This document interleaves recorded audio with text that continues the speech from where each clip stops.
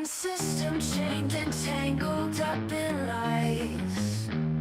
Voices shouting, screaming in defeat. Politicians playing games under darkened skies. Hope lost in the dust of the street.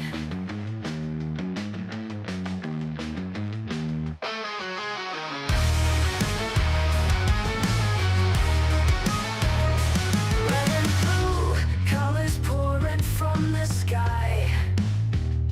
Debates turn to anger, the crowd gets loud. Punches flying in the blink of an eye. Truth buried deep beneath the shroud. Say what? Oh, are we already started? Shouldn't be. But I don't know what it's doing. It says syncing. We are on stage on YouTube. So apparently it decided that we're on. Yeah. Sorry, it cut out the intro, everybody. Intro was short today. I guess. Well, I mean, we've got plenty we can talk about it, though, right? Oh yeah. Tonight is a man. Pick your poison on which thing you want to go with. Do you want to go with L.A. burning?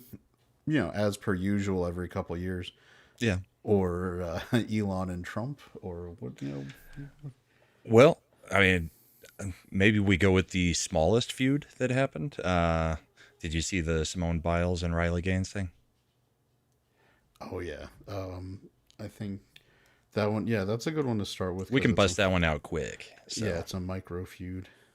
Yeah. Well, big implications, but micro feud.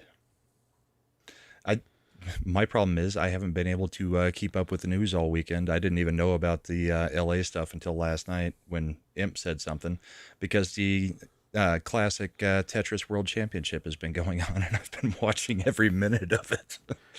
It actually It's an interesting choice. Well, they just had the champion crowned about 12 minutes ago, so and it took up all of Friday, Saturday, and Sunday. But classic Tetris is so fun to watch, especially in the background. So, yeah, Biles decided that she would call out Riley Gaines personally, not even really to advocate on behalf of trans, but literally just to call out Riley Gaines personally on it. Mm-hmm. Basically saying that she was a loser and should get over the loss to Leah Thomas. Said she should pick on people her own size, which Riley Gaines is 5'5". I think that she kind of has been picking on people her own size as far as swimming, except when they put in a 6-foot male. So I like the Babylon Bee's take on it that, Simone Biles is basically telling Riley Gaines to or all women to just quit sports, kind of like Simone Biles did in the Olympics. Yeah, I mean, it is funny when Simone Biles dug up the tweet, I guess, from not Simone, when Riley dug up when Riley dug up Yeah. Simone Biles' tweet from, was it 2017? I think it was. Yeah. October 11th, 2017. Good thing guys don't compete against girls or he'd take all the gold medals. Mm-hmm. Which is Simone Biles. Yeah. She's being ridiculous. I mean, it's BS. Yeah. I don't know what to. Simone Biles is now. This is where I may get in a little trouble. Like I lost so much respect for her when she quit on her team. Correct. In not this last Olympics, but the one prior. The one prior where she just decided, no, I'm not going to compete in this. And here's where I'm going to be nuanced with it. I understand that if a gymnast gets the yips, as they call it, or whatever, it's very dangerous. Like, you can kill yourself. Yeah. Landing wrong. My problem is that like in Final Destination. Yeah, they gave 18 different excuses before they finally settled on that one. Sure. So I have no idea why she actually quit. Because first it was an injury, then it was not an injury that she could have gone, but she just didn't want to push herself, and eventually. Then she was a hero. Yeah, and that's why I didn't like it. We shouldn't. it's perfectly acceptable to say that if someone is having a mental health issue, that they can step back and take whatever treatment is appropriate for it. I don't know that we should be celebrating them as an Olympic hero for quitting. Especially when there are other people that got beat out and would have been gladly competing. Correct. That's always one of my problems too. The My wife really likes gymnastics, figure skating, some of those other, judge sports. Mm-hmm. And a couple Olympics back, there was we ended up sending a figure skater. It was going to be her like third or fourth straight Olympics, where she never finished like anywhere sniffing a medal, just Sure. because she was experienced. And I was like, why? Like, what are we? She like this lady didn't finish in the top 3 at the U.S. Championship, but they still picked her over other people who finished higher because like, oh, she's experienced. Consistency. Yeah, I was like, no, it's like we're Send the best, get the medals. we're getting our ass kicked by these little Russian chicks. Send whoever is actually scoring. That's what we need to do. Right. So that's what getting back to Simone Biles did, that when they lauded her as like the great, like, this is what makes her really the GOAT. She quit when she needed to take, no, I'm sorry. Well, and what's really ridiculous is in women's gymnastics, she would get destroyed by almost every single guy if they were competing on the same apparatus. There's only one apparatus where the men would probably have a big problem with, and that's balance beam. Only because they don't ever try it. But no, because a lot of the moves would be ball crushing. yeah, there is that part. Like there's that. I mean, Just because get men a do well-developed cup. Yeah, instead of uneven bars, they do parallel bars. Like, there's no way a girl can compete on the rings. It's upper body strength. They will collapse and not have any chance on it. I think a lot of men could probably, it wouldn't be necessarily as graceful, but the power moves they could do on uneven bars would probably be pretty. Well, the things that Simone Biles is known for, which is doing things that are kind of way over the top that nobody else has the strength to do, a guy is likely to be able to do fairly simply as a gymnast. I'm pretty sure that I think that her main thing was like she does some crazy vaults. Right. That there's men who do those same vaults as like their warm up. Yeah. Like, it's just like I saw there was someone was, and it was in response to this dust up, and it was, I forget which person posted, but the world record right now for the 100 meters on the women, which has stood I think since 1988, mm-hmm. would be down in the 6,000s for men. Right. Like, it's not even in the top 6,000 for. Well, it's for yeah, it's kind of like the tennis argument, where even Williams said, "Yeah, the lowest ranked guy would be able to beat me probably in straight sets." As a good example of that, when have we ever seen a woman transitioning to being a male compete in a male sport? Nope. Ever. It always goes the other direction. No, it never happens. Yeah. The only place you could see something like that possibly happening and have it be even somewhat equal would be like bowling or darts. Something like that. Not necessarily real sports, but yeah. Curling, I guess, too. Because they have mixed curling teams. So. Yeah. But all that is, I mean, to be fair, there's women, it's sweeping. So there's an argument. There is a strength factor. There's a strength. Strength and endurance. Well, I was going to say that women might have a genetic propensity to being able to sweep better. Predisposition to sweep. That joke was brought to you by Machismo at Mad's new channel. We're the home of the Madsogyny. Yeah, so I don't know what it is about Riley Gaines that got under Simone Biles' skin. Nothing about I think she got famous. Riley Gaines was posting about specifically the Minnesota softball championship, Right. where Where a guy single-handedly won he it. fucking shut out for like 8 games, like every game he started, including the semifinal. What's the one right before the finals? It's Semifinal is before the final. yeah. So Quarterfinal, then semifinal, then finals. he pitched consecutively the semifinal and final, and did complete shutouts, like almost no hit, because Right. he's And I think he was the only one that was getting hits and runs too, wasn't he? I didn't get to look into it too much, but it and was my basically God, single-handedly winning games. did this dude look like the nerdiest little fake girl too? Like, he could, if this guy had tried out for the men's varsity baseball team, no, he would not have been able to do it. Yeah, especially throwing underhand. He was, the thing is, once you hit middle school, effectively, boys pitching starts going so far afield from what girls are pitching that they can't be on the same teams anymore. It's Right. rare. Park and They'll let Rec 'em- yeah, stops at that point. yeah, and there's a reason for that.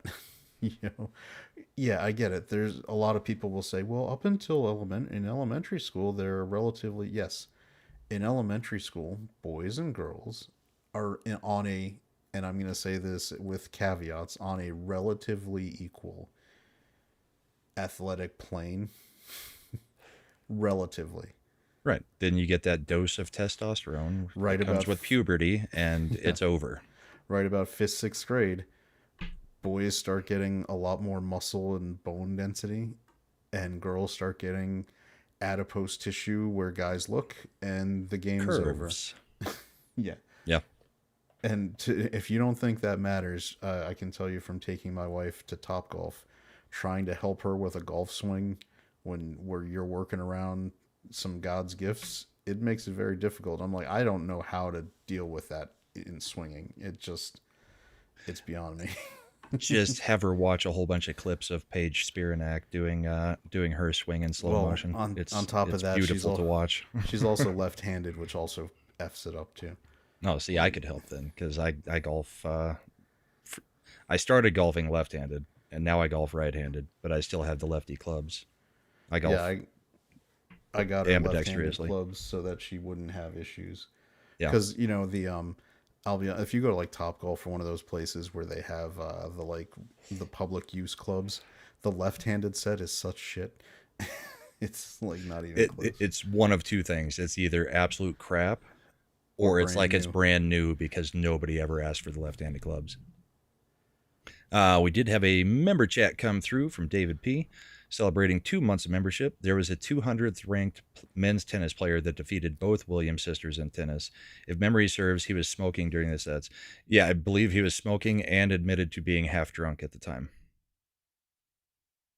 There's also my absolute favorite, and I think I've used this headline before. I'm going to share it because the one team that usually gets held up as like the gold standard for women's sports is the women's national soccer team. Yeah. And this was one of my That favorites. get beat by 13-year-olds all the time. 15-year-old boys. They were doing tune-ups to like get to for the World Cup, where they ended up winning the World Cup, and they lost 5-2 to a just 15-year-old, and not even like an all-star team, just a school team, just a 15, a youth under 15 boys academy team. It'd be like the C team, I mean, your freshman team. Yeah. So it like, imagine this was just like a random schools team. If they went and said, okay, within the district, we're just going to make the all-star team of under 15 boys. 14-15-0. It would have been like ridiculous. And I think they have been beat 14-15-0 before by other boys teams. Yeah. Because it's not the first time that they've been beat by basically glorified middle schoolers. Because it's under 15. So you can have a couple like freshman age on there. But for the most part, the team's going to be made up of anything from like 12 to 15-year-olds, depending on the skill level. Let's see if you can pull it off the screen now. It's not showing on there for me. It still shows up when I'm looking at it. Now it just popped back up as offline. We're going to have to figure that one out somehow.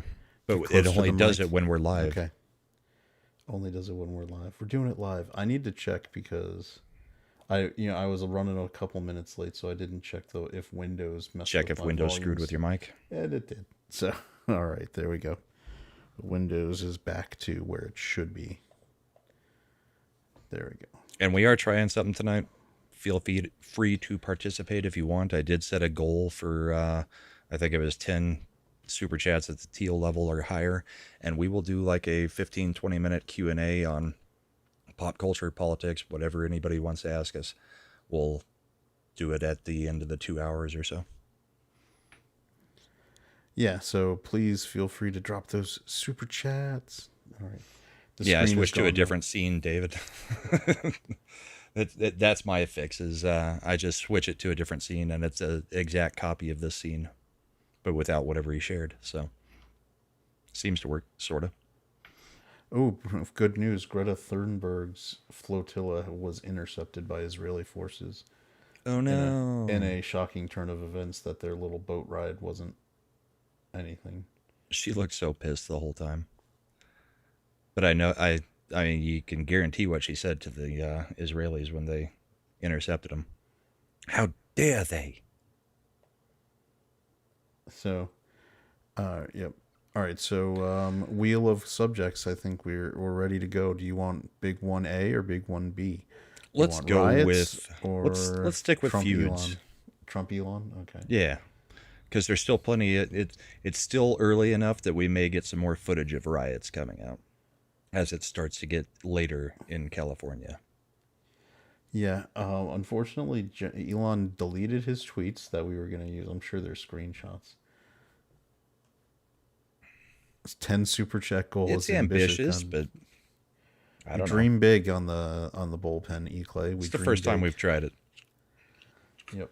All right, so Elon melted down this week, and Trump was remarkably restrained, which is interesting.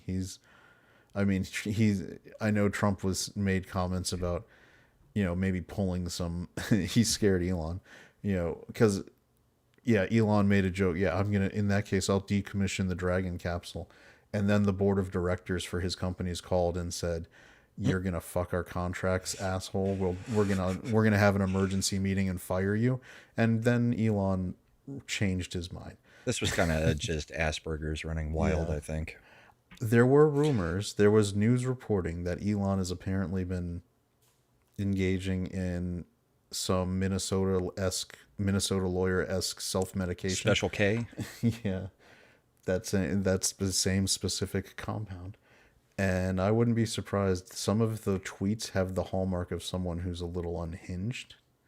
The way he was just wildly swinging with commentary. He's done it before. Yeah. For instance, making a flailing accusation of Trump being on the PDF Epstein files. Yeah. Which absolutely made no sense because A, if it existed, the Democrats would have used it. They were in power. They had the files. B, Elon's been letting his little kid run around with Trump all over the place over the past few months. You don't do that if you know something about a dude like that. Oh yeah, I responded because to a tweet. I'll show it here. Because Clint Russell, Liberty lockdown. He's a big libertarian guy. Mm-hmm. He wrote, "I've always believed that if Trump was involved in the Epstein ring, it would have come out in his first term." Correct. If Elon is telling the truth, then he has blown the whistle at Grace's personal sacrifice. If Elon is wrong, oh boy, it's not just a bridge burner, it's a Dresden campaign. My response was just a question. If Elon is telling the truth and knew this, that means he was fine with not saying anything until he lost power and influence. Why is that something to give him credit for? True. Which I think is the number one. And also he had his kid hanging out with him. None of these things add up. None of them. So it was just a wild stab, and Elon was flailing. I think Lindsay, the cynical geek, is nailing it that Elon he's done interviews where he said, and they'll show the clips, like the Elon fanboys will show the clips where he's like, no, we shouldn't have any EV tax credits. No, no, no, no. But if you ever play the full interviews, what he says is, and we should, in that case, get rid of all the gas and all the other tax credits. So what he's talking about level the are playing field. the problem is there aren't any tax credits for those companies specifically. What there are is expensing for equipment costs when you're a business that engages in mining. Sure. Tesla doesn't engage in mining, so they don't have to constantly buy new equipment.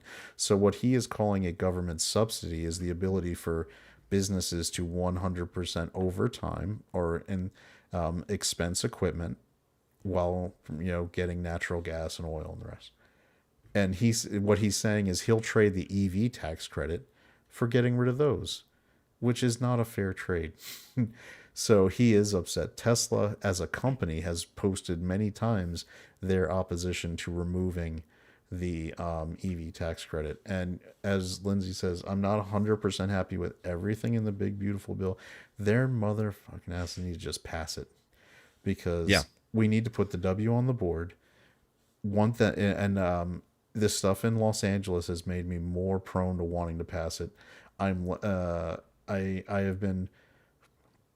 I've been moved more against Massey and Rand Paul than I have been even in the past, because they will not come out and say we should deport everybody who's here illegally.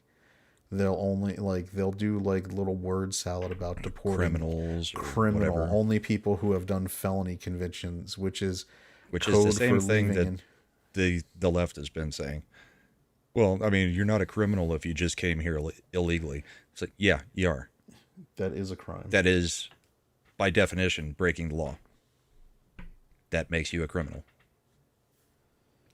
And the thing with Elon is Elon throws fits when he doesn't get his way. He's done it before. Like, there was the story about remember the movie a few years ago that came out about the kids that were stuck in that mine or whatever that flooded, and he had offered to let them use like a sub or something to try to go down and get them, and the divers chose not to go with that plan. He was going to offer to use boring. He had the boring company. And these specialized divers from England, who ended up rescuing all those kids, by the way, all of them. He accused one of them of being a PDF. Yep.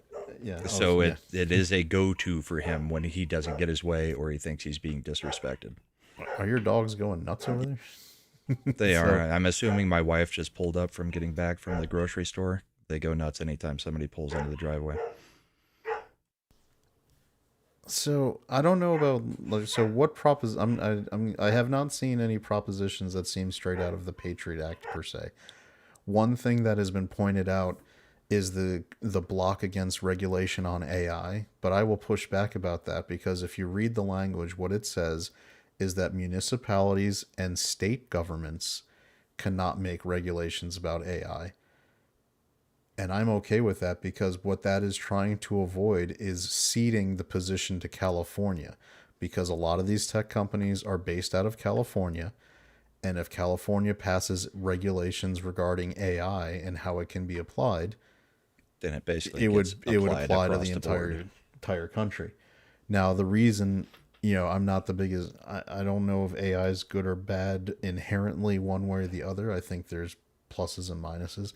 What I can tell you is that China's investing in it, and China owns lock stock the entire state of California in terms of the politicians there that it's not a race you can afford to lose with China.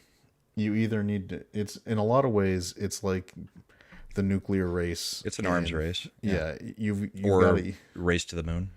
Yeah. You've got to win it, because it's taking control of possibly the next century's, big thing. Technology. Yeah. Yeah. So I don't know. The Elon Musk, he's framing it as the big, beautiful bill as being his problem. I think it's Right. more like you said, it's the tax credits. It was he doesn't understand the process too, because a rescissions Because he wants the package, Doge cuts Doge being cuts put can't into it, and they they can't. can't be put into a reconciliation package. They have to go through what's called a rescissions package, which the president has started sending. He's sending rescissions packages to the Congress. He just sent 2 or 3 in the Are last they two as likely weeks. to get through? No. Now that's if those here's the thing, if they won't go through as a pure rescissions package where all you're voting on is just the rescission of the bullshit, then that's Congress that did it, not Trump, not the Right. president. And bear in mind, if those things wouldn't pass on their own, you think they're going to pass as part of this other package? No. And am I going to be happy that my taxes go up because they tried to Because add? they let the tax cuts expire? No. Yeah. I mean, right now, yeah, Massey, Paul, anybody that's standing in the way of it at the moment is flirting with disaster with the tax cut expiring, and it's the same thing that we've talked about in other things like abortion. Let's be somewhat pragmatic and figure out how to get things done when it is a win, even if it's not a full win the way you want it. And the principles thing is fantastic when you're standing on your own, but when you're holding up things that everybody else is pretty much in agreement that we need to get this done, everybody at least on our side, then you're just being a dick at that point. You made your point, but you know it's going to go through. Get it through. Why hold it up? Why go through all this song and dance? Mm-hmm. Which is And Nick the Greek asked what I'm drinking tonight. I'm going light. I'm actually having a black cherry Mike's Hard Lemonade. there And you then go. possibly a regular Mike's Hard Lemonade after. We'll see. They're nice and cold. And they're not 55% alcohol. They're only 5. Yeah, gotta ease up on that liver. Yeah. Take a break from the hard stuff every now and then. Well, especially if we're going to try to do a Q&A afterwards. That's true. By the end of the show, it could be floating on down if you were doing that kind of stuff with the bourbon. A slosh and a. So, yeah, the whole thing about it possibly being an op, I don't think so. I think Elon has literally burned the bridge to the ground at this point. You can tell the way it was not an op in the way he's been kind of grovelly in trying to come back. Right. So it's Because originally the argument was, well, it's an op. Now we get the Democrats to say they want the Epstein files released too. So both sides are calling for it. Yeah, I don't buy it. yeah, and that's why I'm actually surprised. Like when they've tried to bait Trump in public video, like interviews or sessions, is he's been like, no, I'm just not going to comment. Not my deal. He's done a couple tweets. He where, took a couple jabs. That was but about those are light. Like the real thing. it. Those are not the Trump doing the full retaliation. We've seen that. But I also don't think it's going to be like other times when somebody has opposed Trump and then they apologize and he takes them right back. I think Elon probably stepped way over the line this time. I agree, and I think that's where you got your fanfare, like, because I think there was friction, and that's why Elon left at the point he did. Because There's been stuff going on for a few weeks that kind of, if you were paying attention, it kind of led up to it. and part of it is because Elon. It wasn't just the big beautiful bill. The tariffs are a problem for Elon and his companies because they do a lot of shit where they source things in China. Mm-hmm. And so he was against the tariffs and trying to fight against that. That was one of the Because first he things has a whole plant, yeah. Tesla plant in China. If Trump is super vindictive and really wants to be vindictive, Just slap a gigantic tariff on cars from China, electric vehicles from China. no, the other way. Trump would say, I don't want any of the US auto manufacturing making electric cars because they're stupid, which they are. So China can flood the market with cheap EVs because they make them. Like, hey, That's true. I'm just, and he could destroy Tesla just by saying no tariffs on any EVs from China, because they would flood the zone with EVs that cost $20,000, that are as loaded with features as any Tesla has. Might explode, but It might, yeah, but the people buying $20,000, EVs. EVs are stupid. They don't, the range is an issue. The batteries are an issue. they're worse for the environment than Cold weather operation is an issue. There's no towing capacity. I know they keep wanting to make EVs into these heavy duty work vehicles, and you can't, because they can't handle towing things without running out of juice really fast. I mean, they've got the power to. They don't have the battery capacity to do it for very long. Yeah. And even like the Cybertruck, when it first came out, some of the testing we were seeing people doing on YouTube, the bumper was literally just pulling straight off of the vehicle, like the whole bumper. So I don't know. Elon, I still grateful to him for giving us some of our free speech back on Twitter. Grateful for the Doge cuts, but he's not going to get me to turn on the Trump agenda at this point in any way. And Elon, I mean, he is one of the Democrats that went into the Republican Party with this, this last go around of things where we saw a number of people switch parties. Elon's original reasoning for it is still very good reasoning with his son's situation. But Elon's not perfect. Neither is Trump, but this could have gone much better. Well, this is where this is a kind of a sign of the tech bro division. Yeah, with which MAGA. is going to be a problem with JD Vance. With Elon. I'm going to be honest. This is with as tight as JD is with Elon, and I know JD has walked the line, fairly effectively when he was on Theo Vaughn's podcast. Mm-hmm.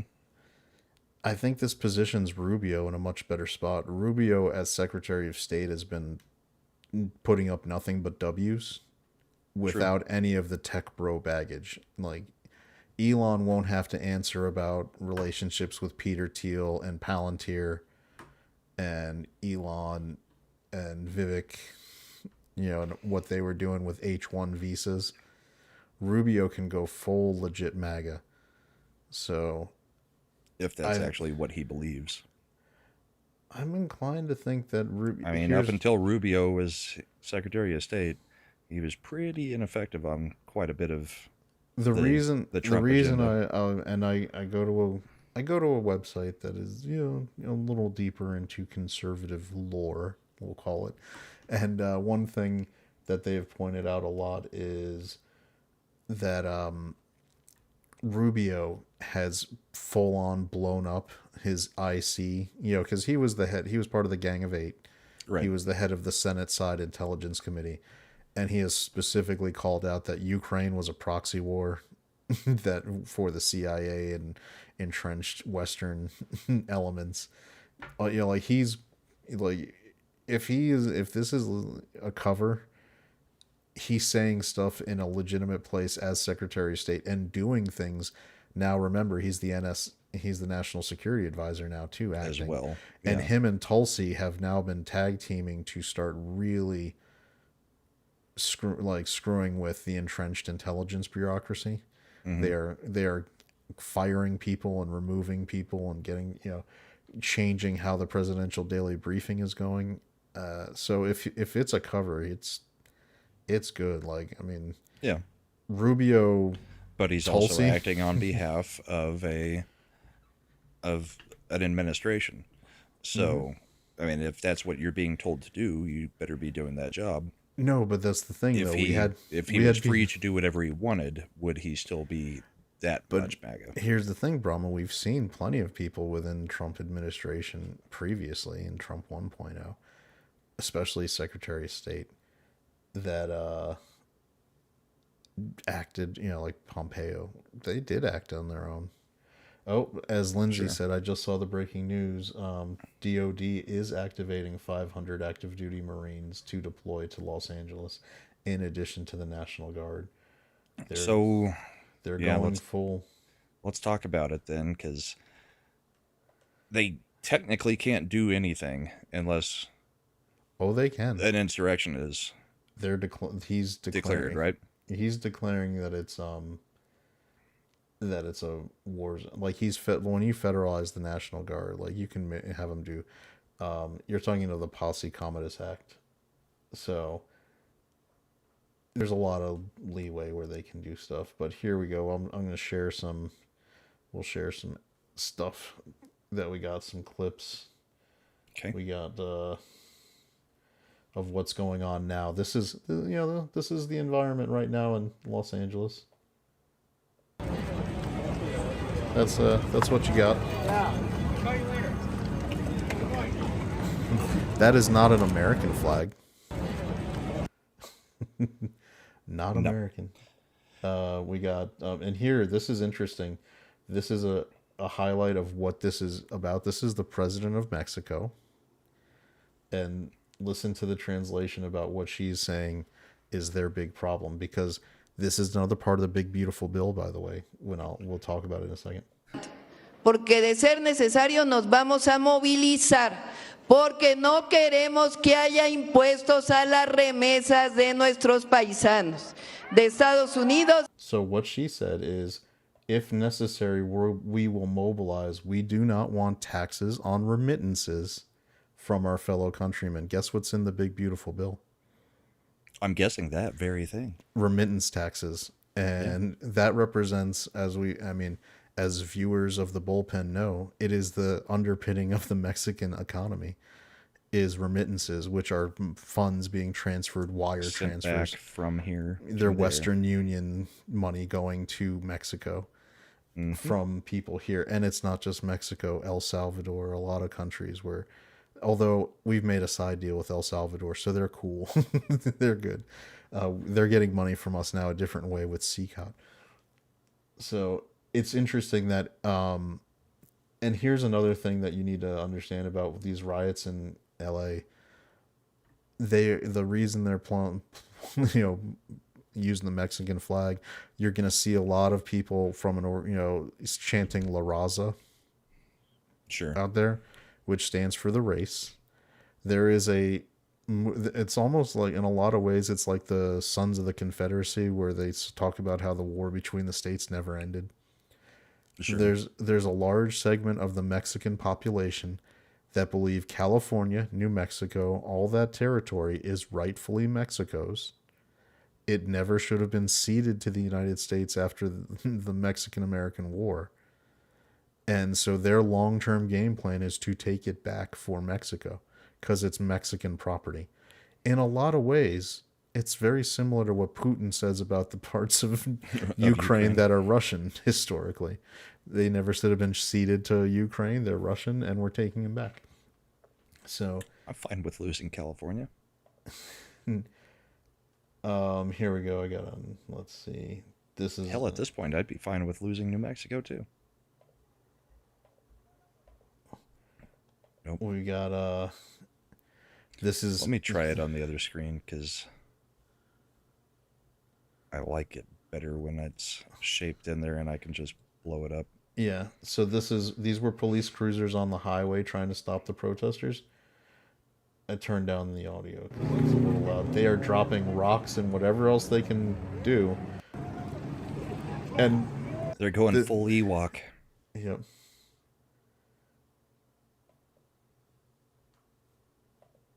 So there's that. We got. Oh. Here we go. Obviously, they're trying to disperse. This is our favorite mayor, Karen Bass, talking about how these are, of course, peaceful protests that have only been... Try to spread them out a bit. Now, obviously, they're trying to disperse them. I'm curious if now that the National Guard troops are there on the ground, if there is any urgency on the police department's part to really put out an even stronger force and a stronger posture to get this under control, so you can, and I know your governor has said that they don't want, that he's formally requested that the National Guard troops go back, that they're not needed. Were those things correlated? Well, I absolutely agree with the governor in asking that the troops be with. Gotcha. So every time Trump says, hey, we need to get the National Guard involved, the Democrats are like, no, we got it under control. Because everybody is sitting there like, all I've seen on Twitter is, well, he'll mobilize the National Guard for this, but what about January 6th? It's like, he did tell them to have the National Guard ready. It was Pelosi who said, nope, not needed. We're going to turn this into a spectacle. With her documentarian daughter there watching all of it. Yep. Go ahead. Withdrawn. I don't think that is a way to bring peace in Los Angeles. I think that our law enforcement officers can handle this situation, but I just... They are handling it so well that the protesters walked right through their line and are blocking the freeway. Yep. Both sides of and it. the police cars are burning and being pelted. Have to repeat again, it's a feeling here of intentional chaos in a situation that had not broken out to violence, short of a few people, and there's nothing unusual about that, and our police departments can manage that, but it is as though troops were rolled out in a provocative manner, and I do not see how that is helpful to Los Angeles. It's the troops that have been provocative. They haven't done anything. Remember when the firefighters were managing everything in the fire? Oh, this is a good one for you, bro. You ready? Mm-hmm. For the future. I'm doing my part. I'm doing my part. I'm doing my part. I didn't do fucking shit. For the future. I'm doing my part.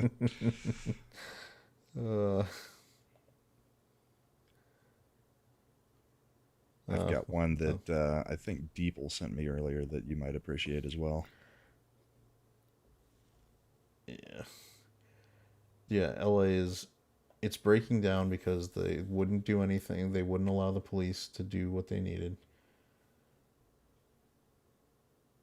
They probably should have allowed, I mean, if anything, we need to put up the bat signal for the rooftop Koreans in LA. Right. That's who we really need to do this. Yeah, they're probably already on guard. They just haven't gotten to those neighborhoods yet. Let me see if I can bring this one up. Let me fix the audio so it's not too loud, though. Yeah, Deeple sent this over.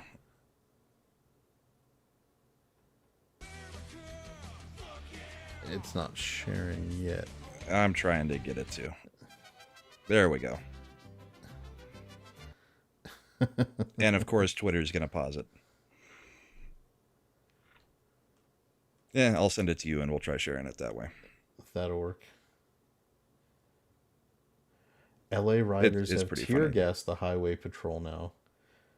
The tear gas was shot towards the protesters. They immediately picked up the cans and threw them back down to the cops underneath the overpass. That was Lovely. A bad call. Yeah, I'll have to... I don't know if you got the video from... it was last night where the garage door opens and the cops just open fire with the rubber bullets and stuff. That would be... I haven't seen that video. Yeah, let me pull... I'll send that one to you as well. The meme one is in the private chat. Now. Now, there we go. Clicking the link. And then the other...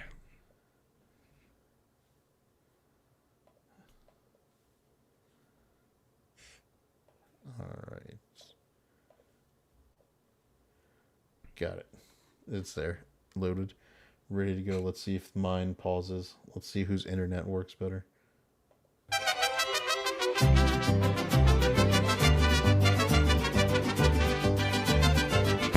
America!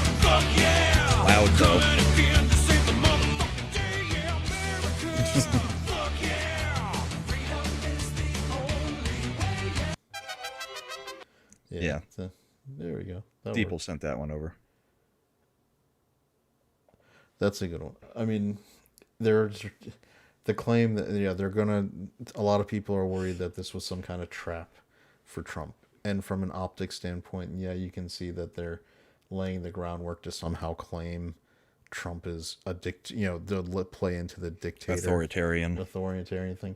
But on the other hand, I don't think it matters now because Biden and the previous administration went so fucking crazy on just letting the entire southern hemisphere invade our country that I think most Americans are like, yeah, do it. I think all this is going to do, this whole situation, it's going to push people more, I mean, like independents, more into the Republican arms, because at this point, everybody's fed up with it.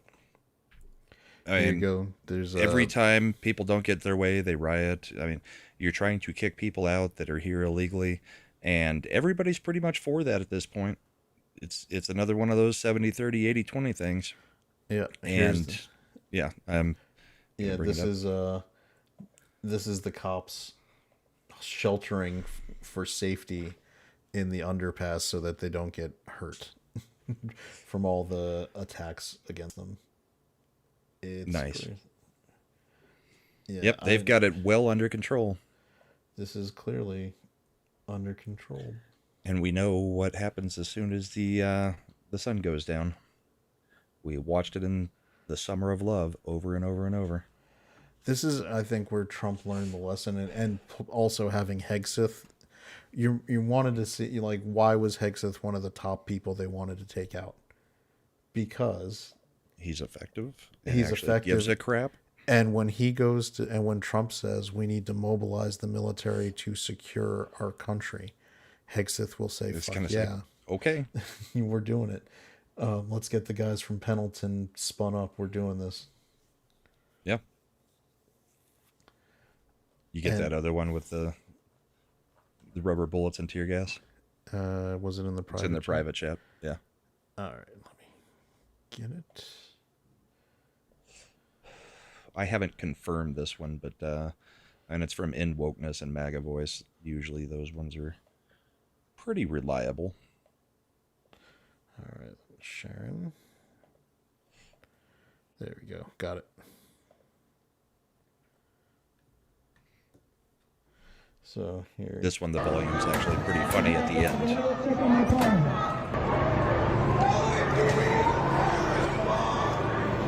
All right, garage opening up. They're coming out. They're coming out. They just open fire with the paintballs and rubber bullets. This is the National Guard, guys. I don't know. Or It's the LAPD. police, I think. Man, I wonder if they're using Tipmans. I think they're... I'm not sure if it was paintballs or if it was rubber bullets or just like airsoft. So sometimes the police also have pepper spray balls. Mm-hmm. So those could shoot either. The one that hit the camera, I couldn't tell exactly what it was, but yeah. But the second it's up enough for them to open fire, they do. That's the way it's done. Yeah, you see they're crouching. You can see. Yeah, they're just waiting. Please let me at them. These little effers. Oh, yeah, that's what they're thinking, man. They're like, we're ready to take them out. Yep. So, yeah. There's been some interesting video coming out. Yeah, I mean, the stuff that's coming out of LA is gonna be crazy. I'm interested to see, like you said, when the sun goes down. Yeah, which that'll be about the time we're at our 2 hours in California, because it's only 8 o'clock there now. So sun doesn't go down till 8:30, 8:45 at this time of year. So we got another 45 minutes to an hour before the action really starts tonight, I would guess. You know, riots after dark. Yes. Go ASMR on it. Yeah. We're going down the I-5, the freeway. It's burning. No, we got to make jokes because this is We're ridiculous. following Maxine Waters to the federal building where she's going to be denied entry. I'm sure you saw that. Yeah, that was hilarious. They just shut the door right in her face. Yep. It's And her face still looks like it's just melting. You know, the most important thing has happened. Kamala Harris has released a statement. Oh, really? And I haven't seen her statement yet. I did see Trump's thing that says, if they spit on him, then we're gonna hit him. yeah, let's see. I'm gonna find the statement because people were sharing it. It's about as thorough and effective as you would expect from a Kamala Harris Sure. statement. You know, Hakeem Jeffries' little statement earlier in the week is probably not going to be sitting too well now about all the ICE agents who have been wearing masks. Brahma, you still there? Yeah. Okay. It did a little hiccup. Okay. All right. I was just talking about Hakeem Jeffries' statement earlier this week where he was talking about every single ICE agent engaged in this overreach that wears masks should be doxxed, essentially. That's not looking too good now. I mean, it didn't look too good on the 5th when he did it, but yeah, the calls to action and stuff from the left, sooner or later, it's all going to come home to roost with them. Yeah, here's Kamala's official statement. Los Angeles is my home this time. And like so many Americans, I am appalled at what we are witnessing on the streets of our city. Deploying the National Guard is a dangerous escalation meant to provoke chaos. In addition to the recent ICE raids in Southern California and across our nation, it is part of the Trump administration's cruel, calculated agenda to spread panic and division. This administration's actions are not about public safety. They are about stoking fear of a community demanding dignity and due process. Protest is a powerful tool, essential in the fight for justice, and as the LAPD mayor and governor have noted, demonstrations in defense of our immigrant neighbors have been overwhelmingly peaceful. I continue to support the millions of Americans who are standing up to protect our most fundamental rights and freedoms. And this is why their general rating with independents, as Brahma said, is going to take a big hit because people are going to be able to see what this really is. The reason in 2020 that Trump's numbers were so low was because he didn't put down those protests. He didn't put down the insurrections happening in Minneapolis, in New York, in Los Angeles, and across the country. People wanted him to show that there was, Law and order. Yeah, don't wait for Tim Walz to call in the National Guard a week late. Wait, do what you're doing. And Trump has learned that lesson. Because he knew Newsom wasn't going to do it, so he nationalized it and sent him out. Just like during the fires, he immediately started acting, or at least was voicing what should be done. And what's interesting, and he's already, I know he'd put out statements, I think it was Friday night or Saturday morning, where he basically, when he was pointing out Karen Bass and the Palisades fire part, where she's still not issuing permits, and he's like, all federal permits have already been issued. We've got zero backlog. It's all done on the federal side. So, there's no hold up for these people rebuilding their homes from the federal government at all. It's all the state and city. Yeah. And everybody in chat, remember, there is a super chat goal. If we get 10 super chats, there's going to be a Q&A. David said he tried and YouTube wouldn't let it go through. Oh, was he using naughty words? I don't know. I don't know if it was just YouTube's processor or not. The other thing, I don't know that we got to it in the Karen Bass clip. You did hear when she started basically saying that this is all Trump's fault at this point. Oh yeah, they're justifying it because, well, if Trump had never sent people in here to deport all these illegal immigrants, then this would never have happened. So it's really just Trump's fault that this is happening. It's not our fault that we don't take care of our own stuff. Here's I'm sharing a post from Gavin Newsom with that same point. He's joined the LAPD HQ and Los Angeles Sheriff's Department HQ and state emergency officials in LA as we respond to protests provoked by chaos from Washington. We're here to keep the peace, not play into Trump's political games. Their version of provocation is coming. Upholding the law is Is provocation. coming to do it. Yeah. So what they did is Trump's people, and I think we've talked about this in the past. They came up with a workaround. So every sanctuary city says they're not going to honor ICE detainers. What they absolutely have to honor is what's called a felony warrant detainer, Right. which is issued by a court. So what ICE is doing is anybody who already had a felony arrest is getting a felony arrest warrant issued because they are in the country illegally with a felony arrest.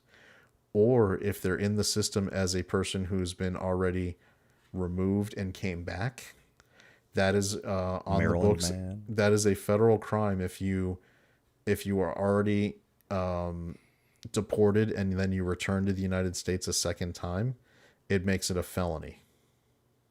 Right. So they're just running the people's names, and anybody who's got already the deported and they're here, they are issuing these felony arrest warrants, and that's what they have to be honored.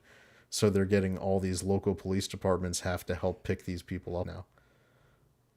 Yeah. And they're really mad because they wanted to be able to be like, the Rand Paul Thomas Massey argument. It's not even a criminal thing. It's a civil penalty. So ICE is like, we're going to start by clearing the people who are just double, because that's a felony. That's not just a civil thing anymore. Yeah. And Holman will go after whoever he's told to go after. Mm-hmm. Dude has been a attack dog. That was the other thing that's happened in the past couple of days. The left has been on a media tour cheering that Maryland man is coming back, but he's coming back to face prosecution. So it's either he spends a lot of time behind bars for trafficking, or he gets acquitted and they immediately deport him back to his home. I don't know where they're seeing a win on this is. Oh. Clay decided, since it wouldn't let David's go through, I was going to answer David's either way, but David P wants to know what alcohol you like. I drink primarily bourbon. Pretty much any kind of bourbon. I've got a whole shelf behind me of bourbon and 2 wine bottles because they're Colorado Avalanche championship wine bottles. But a lot of stuff from Sazerac and the Buffalo Trace Distillery are my favorites. Now, to do our normal, it goes back to the Ottoman Empire type clip, where one of these things they're going after Trump when they say it is the height of irresponsibility. A president can't just use the military to do things within our own borders. Blah, blah, what blah. I would say is your knowledge of history apparently is not very good, because going back to the very first president we had, who activated the U.S. military in the Whiskey Rebellion, which was a police action. It wasn't. So was the Civil War. Yeah. I mean, the Whiskey Rebellion was because they weren't going to be paying taxes that were required. And so that you want to talk about civil actions. That was for basically breaking tax code. And when they weren't doing it, George Washington mobilized the friggin' army and went up there and took them out. And I mean, technically, the Democrats tried to do that by hiring 87,000 more IRS agents to do the same thing for taxes. Not technically military, but they carry weapons. Yeah. So this is not something that doesn't have a history within the U.S. where it's never been done. They'll talk about the Posse Comitatus Act, which was essentially something that was supposed to bar military from acting in a law enforcement capacity within the United States. Sure. But there's a lot of gray area and on the with left, while the left is whining that he's sending the National Guard to try to get this situation under control, they are also declaring that, well, he should have done it on January 6th. It's like, okay, so which way do you guys want it? he can or he can't. It's a little bit ridiculous the way that they're trying to compare the two in the first place. But if you're saying he should have, then okay, now he's doing what he should have done then, in your own words. There's also the historically speaking, you can go to the Eisenhower example when he federalized the Arkansas National Guard to force the desegregation of schools in Little Rock. Right. And also in I believe in Alabama when same thing. He would federalize the National Guards to enforce desegregation. That was a police action. That was not a national security, invasion situation. And wasn't taking care of the borders or anything. And let me tell that. you, nobody ever argues that he was violating the Posse Comitatus Act, except for people who are very committed on the Democrat side in the South. Because here's the dirty little secret. No one's going to go after the president for breaking the Posse Comitatus Act. If he's commander-in-chief and he tells the troops to do it, and LA looks like it does, nobody in the military is going to push back against the president for going in there. Right. And if they are, they'll be relieved immediately, and another officer will come right in and they'll do it. Which is where having Hegseth again comes into play. It's the same thing like the person who was in charge of the base in Greenland, who right after J.D. Vance came in did a little speech where she said, basically completely contradicted the administration's position regarding Greenland. That's what happened to her. She was immediately relieved of duty and retired. Your job is now gone. Yeah. So what Trump is going to do, because he's not an idiot, is anything use of the military is going to be for restoring general law and order within the city. Mm-hmm. And people will see that on camera, because you're seeing it is like if whoever's running on the left, if you are really trying to create an optics campaign, you need them to stop throwing the Mexican flag around and run around yelling La Raza, because it is not going to help your campaign. That really is kind of my favorite part of this whole thing, is the amount of Mexican flags being waved and like 0 American flags being waved. Why? Because they're not loyal to America. They're not patriots. They're not even citizens. They literally hold all their loyalty in Mexico. They just don't want to be there. That's not a reason that they should be allowed to be here. And you see it in all the big cities that have become sanctuary cities. Like, I can drive through Denver and I'll be going down I-25. You look at the apartment complexes and condos on the side of the highway and stuff. Half the windows have Mexican flags in them, or let's see, we've had Venezuelan, we've had all kinds of flags, but the most prominent one is the Mexican flag. El Salvadorian, Mexican. Yep. Yeah. Oh, we got some fun breaking news, because the one guy that should not be getting tested is apparently getting called out by Newsom. Get your hands off these poor people. They're just trying to live their lives, man. Trying to live their lives, paying their taxes. Been here 10 years. The fear, the horror. The hell is this guy? Come after me, arrest me. Let's just get it over with. Talking about Tom Homan. Right. I don't give a damn. But I care about my community. I care about inviting, this community. The hell are they doing? There is inviting the guy who says, I would love to arrest anybody trying to stop me from doing my job. Who has arrested judges, members of Congress. Like, I mean, he is not afraid to use the law as it's written. Yep. There is no inherent protection for being governor from blocking federal law. In fact, as we, the Little Rock and Alabama examples are, governor tries to get in the way. Guess what? They got arrested for doing that. FAFO. Yeah. We'll keep an eye on it and stuff, but we can't spend the next hour just talking about the riots going on. I mean, we've shown as much video as we've been able to find out there, at least the confirmed video. There's a lot of stuff, like the stuff that I saw James Woods reposting, where Community Notes has already noted it to hell because it's old footage. So be careful when you're on Twitter on what you're actually, reposting, because it never looks good when we're posting stuff that is not true or, confirmed to be factual footage of stuff like this.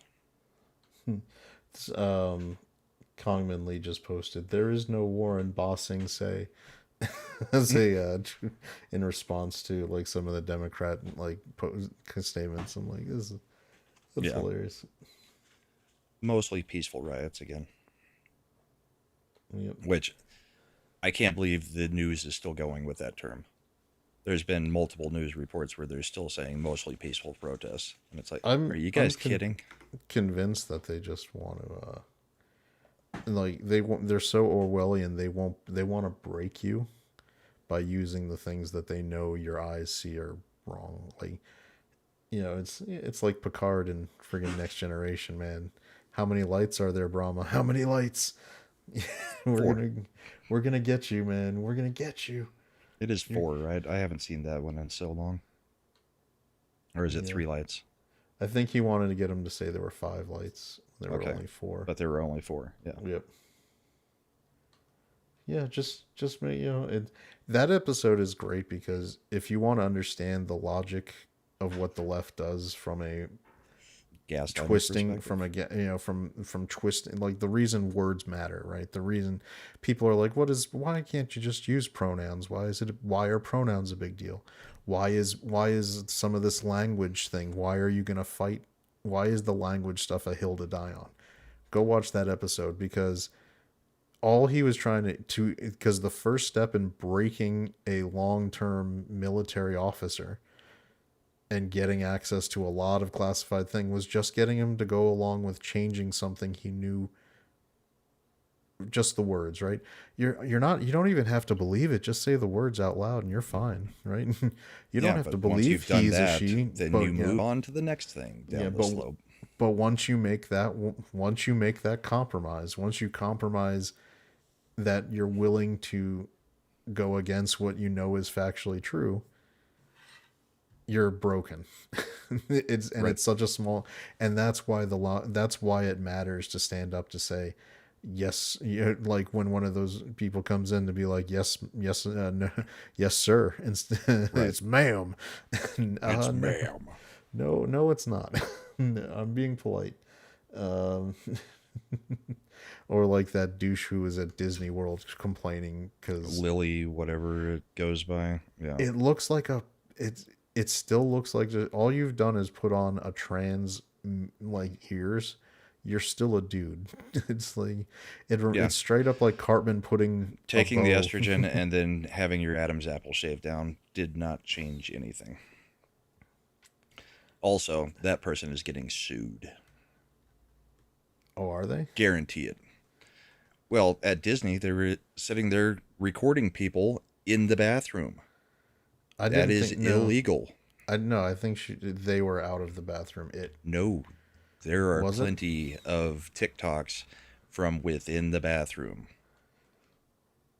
Interesting. I didn't see any of those then, but unless those are all deep fakes. Yeah, there was like 10 examples that somebody had put together from TikTok of them doing TikTok videos while in the restroom, which is what got Dr. Disrespect in trouble at one point too, isn't it? At one of the competitions. I don't know about that. I thought it was allegedly. Was it Doc or somebody else? Doc was using the Twitch messaging function to allegedly. No, this was a completely different thing than that. Oh, I remember. Well, we got into argument. Was it one of the major? One of the major Twitch people got in trouble at one of the, TwitchCon or whatever, recording while in the restroom. Yeah, so. I have no doubt that some of the weirdos on Twitch might have been doing that kind of stuff. So, Comic says it was Doc. So oh, was it? Okay. that was just a minor controversy, not the major one that we all talked about last year.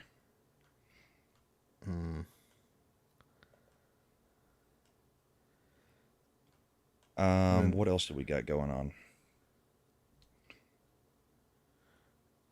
We're just waiting for it to be nighttime in California at the moment. Yeah, I see. Jeremy from Geeks and Gamers been streaming 4 hours of riot coverage. Yeah, Looks like they're reforming their lines, getting ready for evening. that should be interesting. Yeah, I don't know how that's gonna go. Nick Freitas is talking about illegal immigrant fatigue is here now. Oh, that America's just ready to be done with them. Yeah. Well, he's just commandeering the other term that has been going around. Oh yeah. Did you get a chance to watch Rogan with Cash? No, I did not yet. I really don't have any interest in watching Cash right now. I just want to see action, and he's not doing any of it. That would be nice if we saw some action out of him. Him and Bongino, like, you're the heads of the FBI. They keep saying things. We just don't see anything happening from what they're saying. There is plenty of stuff that, and I know they keep making the excuse that we have to do this right, do that. There's plenty of stuff you could be doing right now. Like, I want the entire 7th floor gone. There's no reason any of those people should still be there. They've all, if they're at the 7th floor of the FBI, they've all served long enough to get their pensions. They can just be told to retire. Right. Get them out. If you're worried about a wrongful termination, just get them retired. Yeah, there's like I said, Marco and Tulsi are doing the Lord's work, And Harmeet. and Harmeet is the only reason. Bondi is getting a passing grade from me right now, only because she's put in some lieutenants that have been very effective in what they're doing, and I understand. Bondi is, as any a U.S. attorney pops up who's dicking around, she's firing them. Like, they have to. The reason it has to be whack-a-mole is because until they do a stupid brief to try to, like, short circuit the administration, they're keeping their heads down, so you're not exactly sure. So as soon as she is firing them as soon as they get them. She's getting a bad grade because, none of the Epstein stuff's come out, none of this other stuff, and she's gaslit clearly by saying all that stuff was on her desk and then all that stuff's on a truck. And I mean, you keep lying, right, about where this stuff is. It's either there or it isn't. Right. Well, and one of the weird things that Cash did say to Rogan was essentially that, the video will come. He's willing to release the video of Epsteining himself. There was no video, right? I thought that's what we were told. Broken. I don't know anymore. Oh, well, I mean, I guess AI has gotten good enough now. Well, and I think he's talking about the cameras that are outside of the cell, showing that nobody entered or exited. Because, I mean, those probably wouldn't have been down if the ones in the cell were the ones that were down. I mean, there would still be possibly film on or not film, but video on those. They have video. Bongino said they have video of the outside showing no one entered. Sure. I mean, I'm sure that would be like the easiest to doctor. But I'm not that I'm being conspiratorial. I would, in theory, from a completely hypothetical standpoint, if one were to make doctored video, footage of a loop showing no one going in or out would be footage the of easiest nothing thing. Would be easier. Yeah, would be the easiest thing to do. So true. Yeah, like Lindsay over there. Sure, Jan. Sure. Who was the guard on duty? His name was Glass. Right. Oh. Comics to link you got from last week is still good. If You can drop by anytime you want, any week. So, not that you have to. So I saw. I mean, it was in terms. It's amazing how this all kind of links together.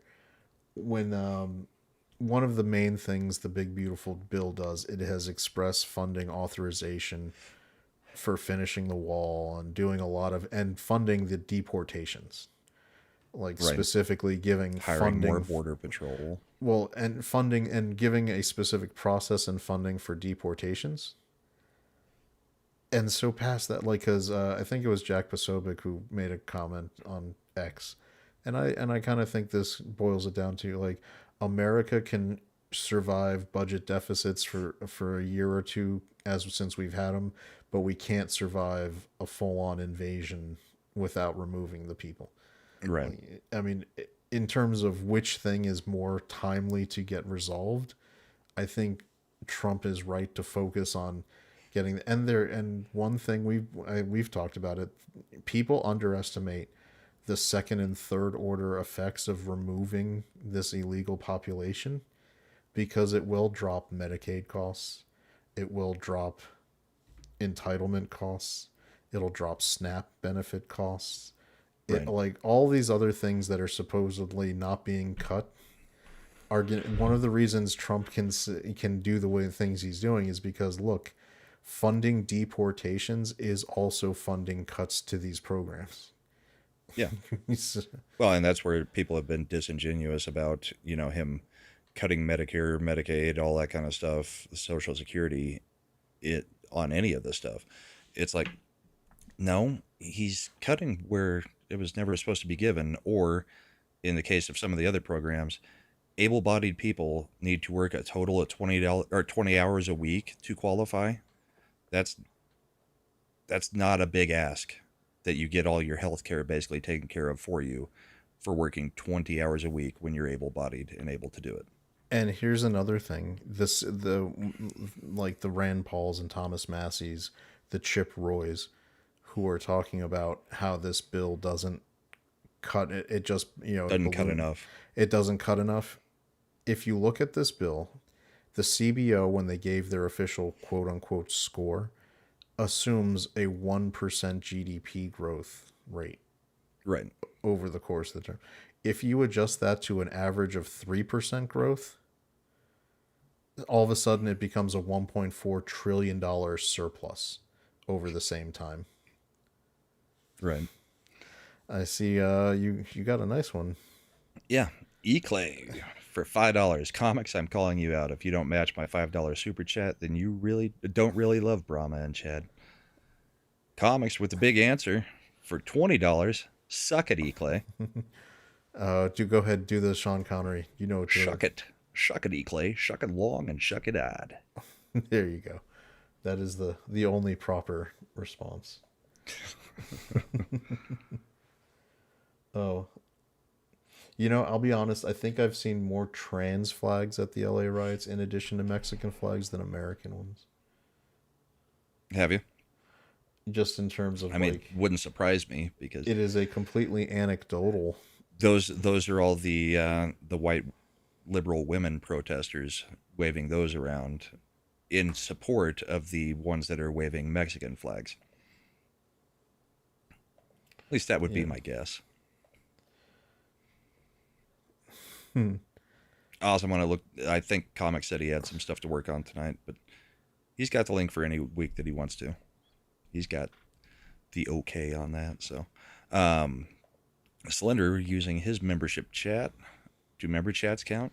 No, but we'll probably count Comics 20 as 4 of them. So we're up to 6. Nice. All right, I'm going to show you. This is a fun meme for you, Brahma, because obviously there's certain memes that just make me think of you, and this is one. There are certain memes that make you think of me because you have a definite fondness for certain things. Right. Yeah. Our wages versus inflation. Yeah. Nice. Yeah, because and we're trying to fight that, man. We're trying to fight that. Looks like we got a couple more coming in. They really want the Q&A. Bad Take Bojan for $5. I'm too tired to write anything clever. Well, clever enough. Clever girl.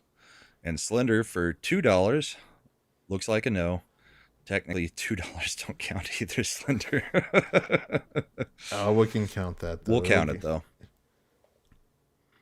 So, yeah, we'll do the Q&A after. Because, I mean, like, Rumble rants don't get counted in the YouTube thing either, so. Nice. So what else did we have? I mean, everything got kind of stuck with the two feuds and then the Elon feud, like, the sucked riots. so much air out of the equation, man. It was... Yeah. There was some funny stuff that came out of it, though. Ashley St. Clair. Oh, I showed you that one, right? Where she's like, you want any advice on how to handle the breakup? And everybody on the right talking about their two dads getting a divorce. Stop fighting, Dad. Yeah. I mean, like I said, I'm fairly sure it was Special K induced, but who knows? I think it's literally just the Asperger's thing and his inability to be told no. Oh, here's a nice spot. This was at the Tony Awards tonight. Oh. You want to read that one? For fuck's sake. Slender Dad for $5. Here we go. We got Draco Malfoy over here. Tom Hinton. What's his name? Tom Hinton or something? Hinton, I think. Yeah. Yeah. So he's at the Tonys because he's actually taking on. He's returned as Draco Malfoy for the Cursed Child Broadway show. Oh, okay. So. How does the sort of Twitterverse controversy around J.K. Rowling's views impact you at all, or impact your work in the world at all? No, I can't say it does. I'm not really that attuned to it. The only thing I always remind myself is that I've been lucky enough to travel the world. Here I am in New York, and I have not seen anything bring the world together more than Potter, and she's responsible for that. So I'm incredibly grateful. Holy shit. One of the kid actors was actually humble and grateful towards J.K. Rowling. And he was the evil one. Our Joffrey theory is definitely correct. The kids who play these actors who play the evil kids are probably the nicest ones in the group. Right.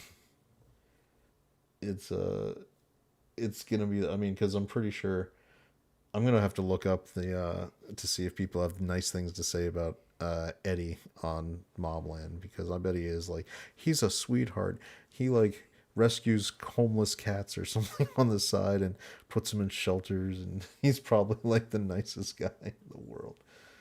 But he's such an ass. Somebody asked, is the Big Beautiful Bill still at the same place it was last week? Yeah, essentially. I mean, I'm going to go out on a limb and say actually these riots push it more towards passing than it was before. Yeah, I think it'll get through a little bit quicker now because of these fits being thrown by the left. Because with all this, with the fact that the bill now specifically is, funding deportations and Trump's agenda for that, it's going to be really hard for the Ron Johnson, Rand Paul, contingent to hold the line on that. Right. Tom Tillis is specifically in the, he's had said some stuff, but he's in line for he's got a primary coming up. Lindsey Graham's got a primary coming up. Like, anybody who's got a primary, Cornyn, for the love of God, he's already polling 15 points behind Paxson in the primary in Texas. Yeah, if he tried to go against the bill, he would crater.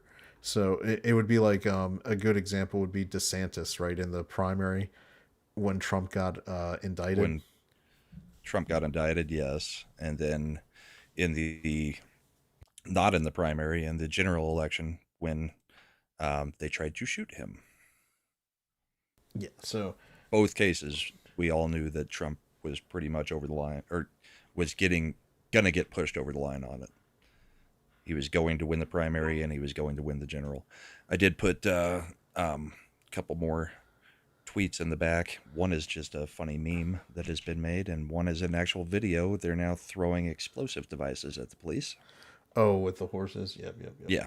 Got that one. Let me get them both ready so that I'll have them good to go. I mean, it's got to suck to be DeSantis. I mean, yes, you're a great governor in Florida, but this run by Trump pretty much destroyed his political future for the next 20 years. DeSantis had a real window even with Trump getting indicted, but he needed to be legit MAGA.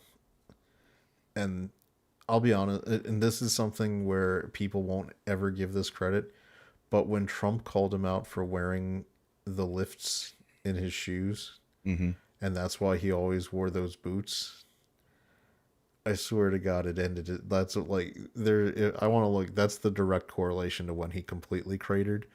Sure. It's funny how just those small things.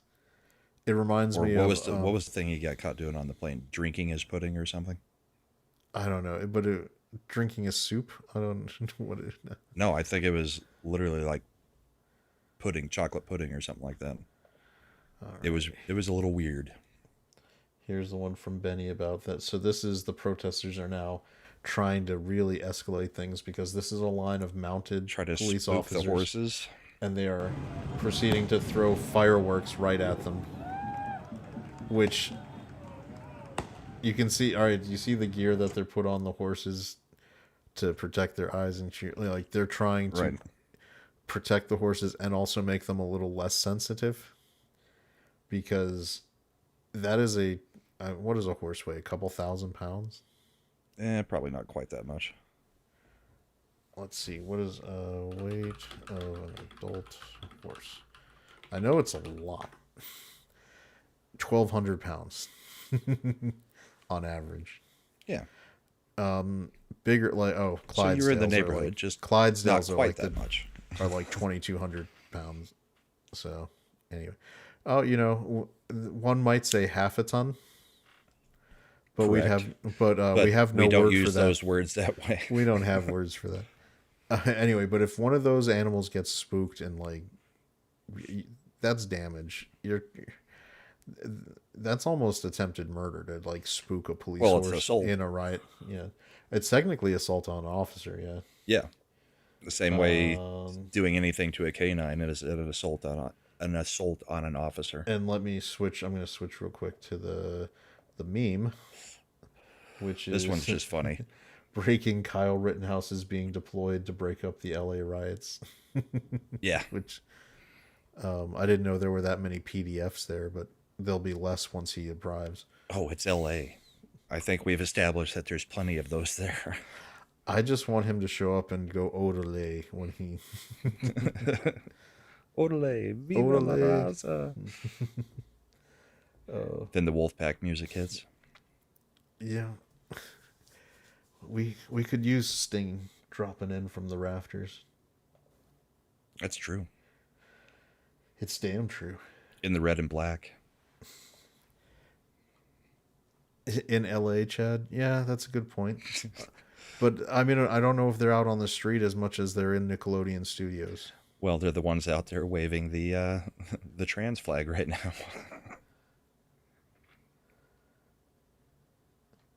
Yeah, that's true.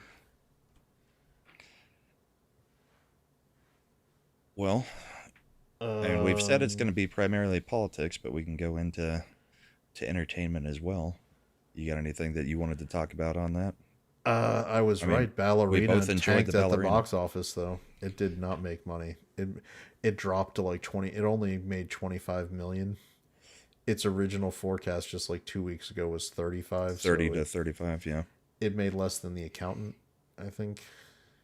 I'm wondering if word of mouth on this one will keep it afloat at all. I don't know, though. There's so much competition.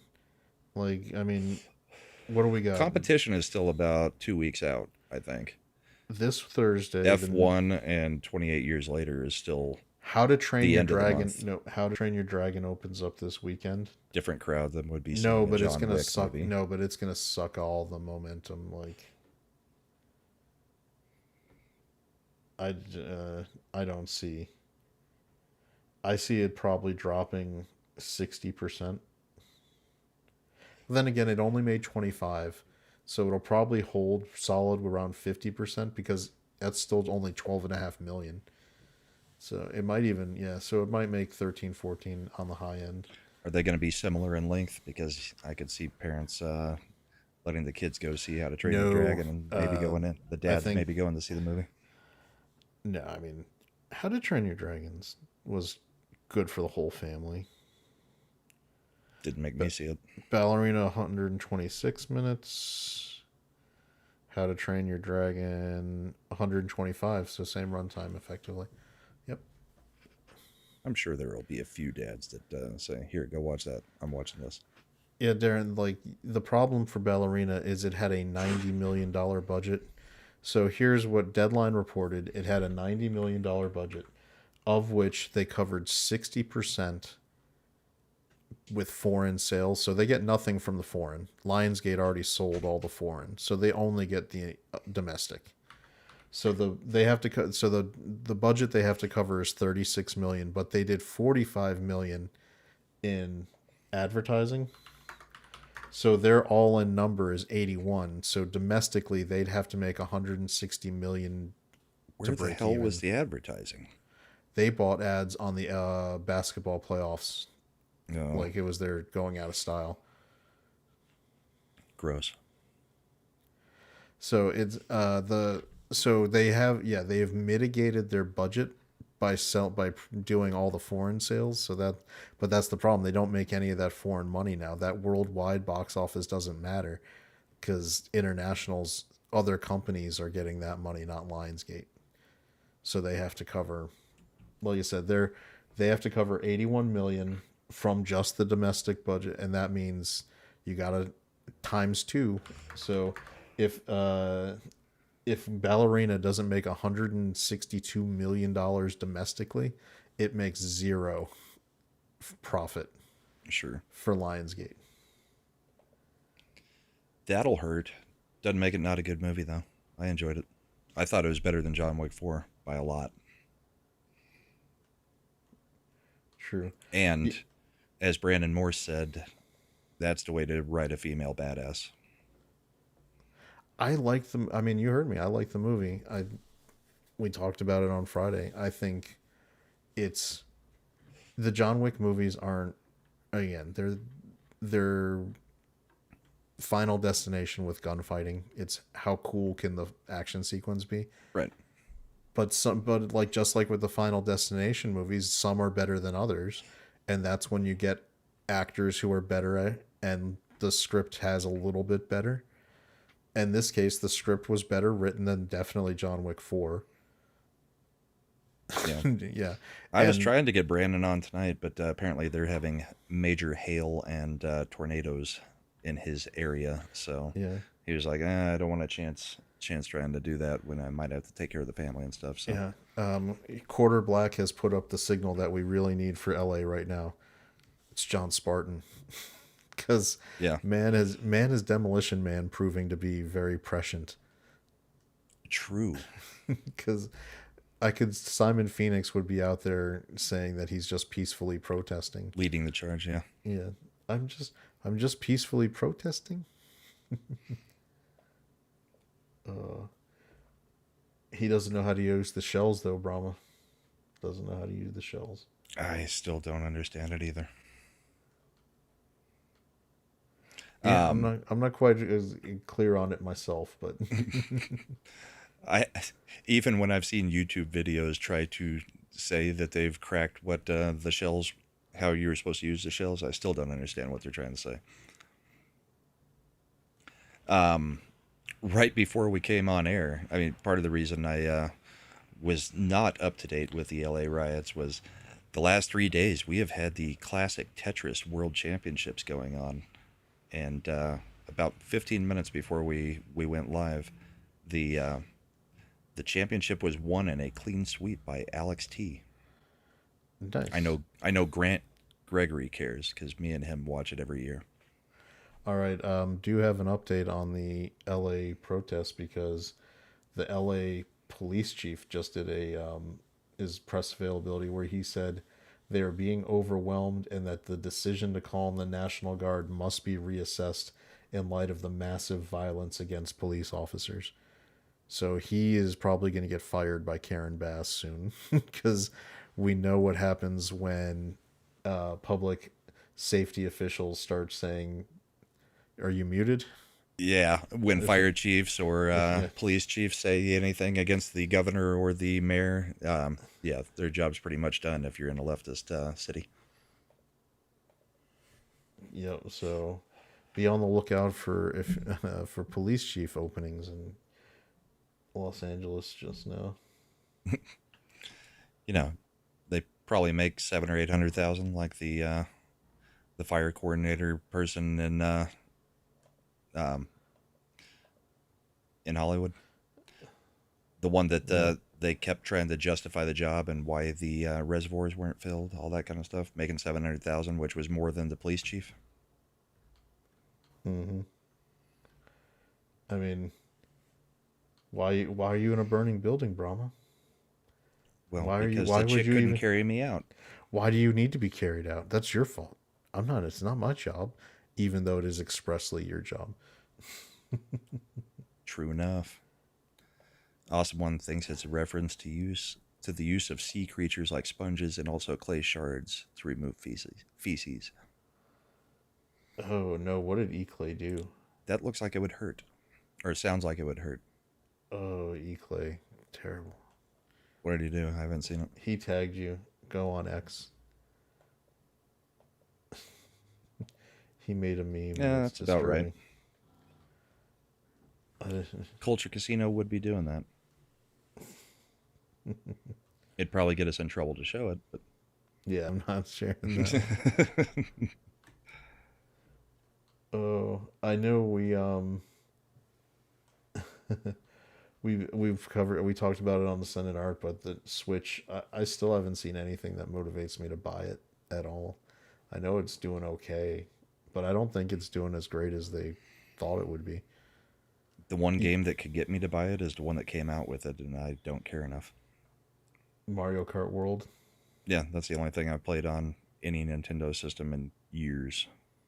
And that's only because my wife and my daughters all like to play things on the Switch, so they each have one. So occasionally I have played Mario Kart, like with Snowdub and them, late night on a Saturday night. But outside of that, I haven't had any interest in Nintendo for a long, long time.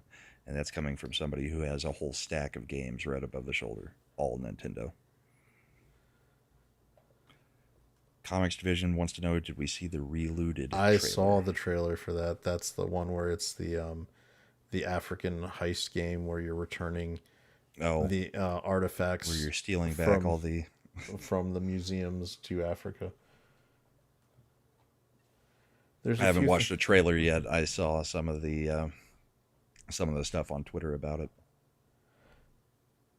So what I would But my Twitter feed is made up mostly of people like Brooklyn Dad Defiant throwing a fit saying stuff about how it's Trump's fault and blah blah blah. So to those situations, all right, so every time people bring up the returning of artifacts that were quote unquote looted from across the globe, I would just counter with the Taliban and Palmyra,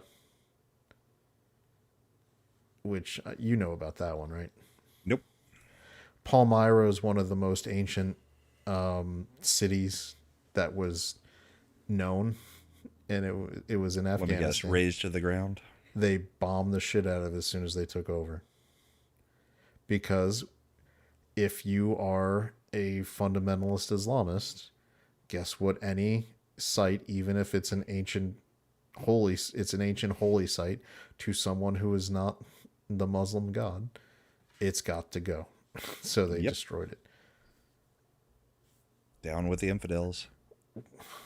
It is hard for me to accept the argument that things are not safe in the British Museum, but they would be, and would be better off in these countries when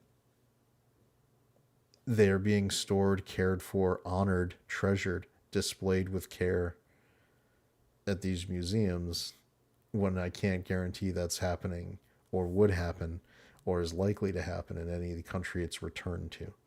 Right. What do we got? CNN's throwing in the towel. They've stopped calling them mostly peaceful. Oh, they're now calling them full-blown riots, it looks like. And yes, I did put in some more video of Antifa's now joined the fray. All right, let's see. Got that? Share that screen. The sun's essentially gone down there now, so we're starting to see some of the video come in. What is that? Sun's getting real low there, big guy. Yeah. Oh, what is that? A Roman candle going off? Probably. Looks like some of these people went to the West Virginia fireworks store before they went out to protest. Actually, this is the cops opening fire on them. Oh, are they?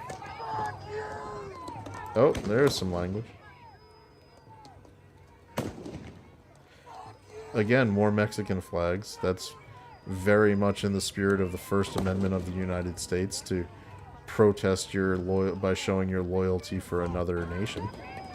Yeah, the question now is, are these people still not criminals?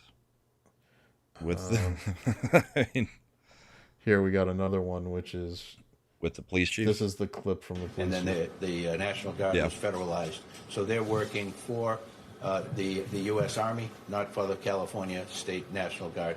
Do we need them? Do we need them? Well, looking at it tonight, this thing has gotten out of control. I think before I could answer that, I'd have to know more about what their capabilities are, what their role is intended to be able to make that determination. And then the National Guard. That translation is, yes, we are going to need them. Actually, he says it. I'll send you this one real quick. This is another clip of him speaking to the what kind of weapons they're using. Oh, let me show you. This is, you don't get to see this one very often. Trump was right about everything. I was wrong about nearly all of it. It absolutely was an invasion. Matt Van Swoll. Yeah, first answer. An invasion by 3%. Who came here to work? Sure, they came here to work. Yep. He was interesting because he was one of the people who earlier today posted out that he was like, I've changed my mind on the big beautiful bill purely because of the border control. The border control, because in the end, if you don't fight the invasion, what's the point? Yep. Okay, now we're getting tons of videos coming in, so now we'll make it a clip show for a little while. But I've got to send them all to Chad, because every time we try to play it while I'm hosting, it pauses on Twitter. So I'm sending you a few. Although they're probably the same sources you're looking at. Yep, here we go. Okay. We just did. All right. I think it's the last two that I sent. The continuing push of the police, or the Colin Rugg one is the cop, I think, or is the police chief. Okay, that was all right. We looked at the Cam Higbee, so here's Colin Rugg. Hey man, Shredda just woke me up to kill a spider that was teasing her. Going back to bed. Have a good night, man. I mean, if he has to just stay awake, he can come on. Go one at a time, please, and let's identify. Go one at a time. He can't handle multiple questions. He's not Trump. Right. the community that is enraged and they're not happy with the actions of ICE, and then the community that loots and attacks and destroys our city. What would be your direct message to both groups? Yeah, to the people who are not happy with the fact that ICE is in the community doing what ICE does, I respect ICE for being a fellow law enforcement agency. They have their mission. They have their what they have to do. We don't engage in that activity, but again, we can't preclude them from doing that. They have every right to do that. I ask people in the community to trust the LAPD, that we're not there for that purpose, and that if they have something they need us to be able to address, we're there for them. As far as the big picture of what can I recommend they do or not do, that's something, it's a federal issue, and the federal authorities have the right to be able to do what they're doing. As far as people are worried about the violence that we're seeing, this violence that I've seen is disgusting. It's escalated now since the beginning of this incident. What we saw the first night was bad. What we've seen subsequent to that is getting increasingly worse and more violent. Tonight we had individuals out there shooting commercial-grade fireworks at our officers. That can kill you. And we have adapted our tactics to be able to have a chance to be able to take these people into custody and to be able to hold them accountable. We are overwhelmed as far as the number of people out there engaged in this type of activity and the type of things that they're doing. They'll take backpacks, and the backpack will have a cinder block in it. They have a hammer, and they'll break up the cinder block and use that, pass it around to throw at officers, to throw at cars, and throw at other people. We've seen people with hammers, and you've broadcasted, breaking the bollards behind the federal building and taking the rocks, if you will, or pieces of concrete, and throwing them at officers. We've had liquid of who knows what description thrown at officers. There's no limit to what they're doing to our officers, and I. Yeah, well, there you go. Switch to. Let me get the other one that you got. They're now worried because they're using things that could actually be lethal. And once again, just like the Summer of Love, pallets of bricks just showed up overnight. I wasn't able to preview this one, but oh, I've seen it. It's gonna piss off. I can definitely tell you if Slender is still in the chat, he's gonna just be livid. And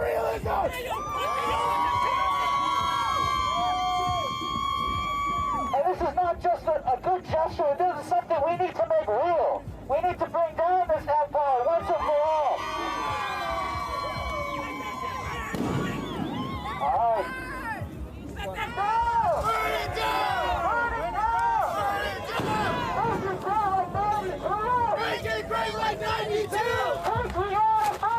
They are chanting "Make it great like '92," which we remember was so awesome for the city of Los Angeles. For that specific city, yeah. Bear in mind, in 1992, the destruction caused by those riots permanently destroyed. If you're so inclined to look at things this way, minority businesses on a scale that had never before been seen in Los Angeles.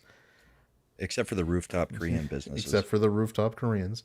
So if you're thinking that, if you think this is going to go the way you want it to bring down the system, it's really only going to hurt any remaining small businesses. Also, minority. This really shows how much you really love this country and want to be here and should be allowed to stay. Yeah, speak of that, like I'm so upset. What are you upset about? They're deporting us. Where? To Mexico. So how are you going to protest against it? I'm going to wave a Mexican flag and burn an American and one. burn American flags and spit on them. Yep, that says I belong here. Mm-hmm.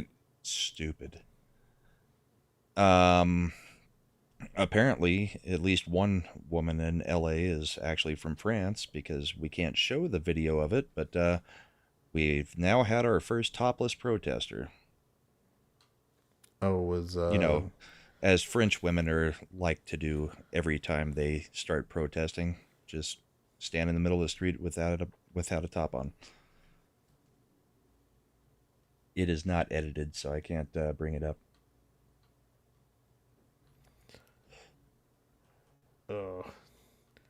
This is gonna be interesting because like we're 3 hours behind, so 10:59, 8:50. So we're right at 8:50.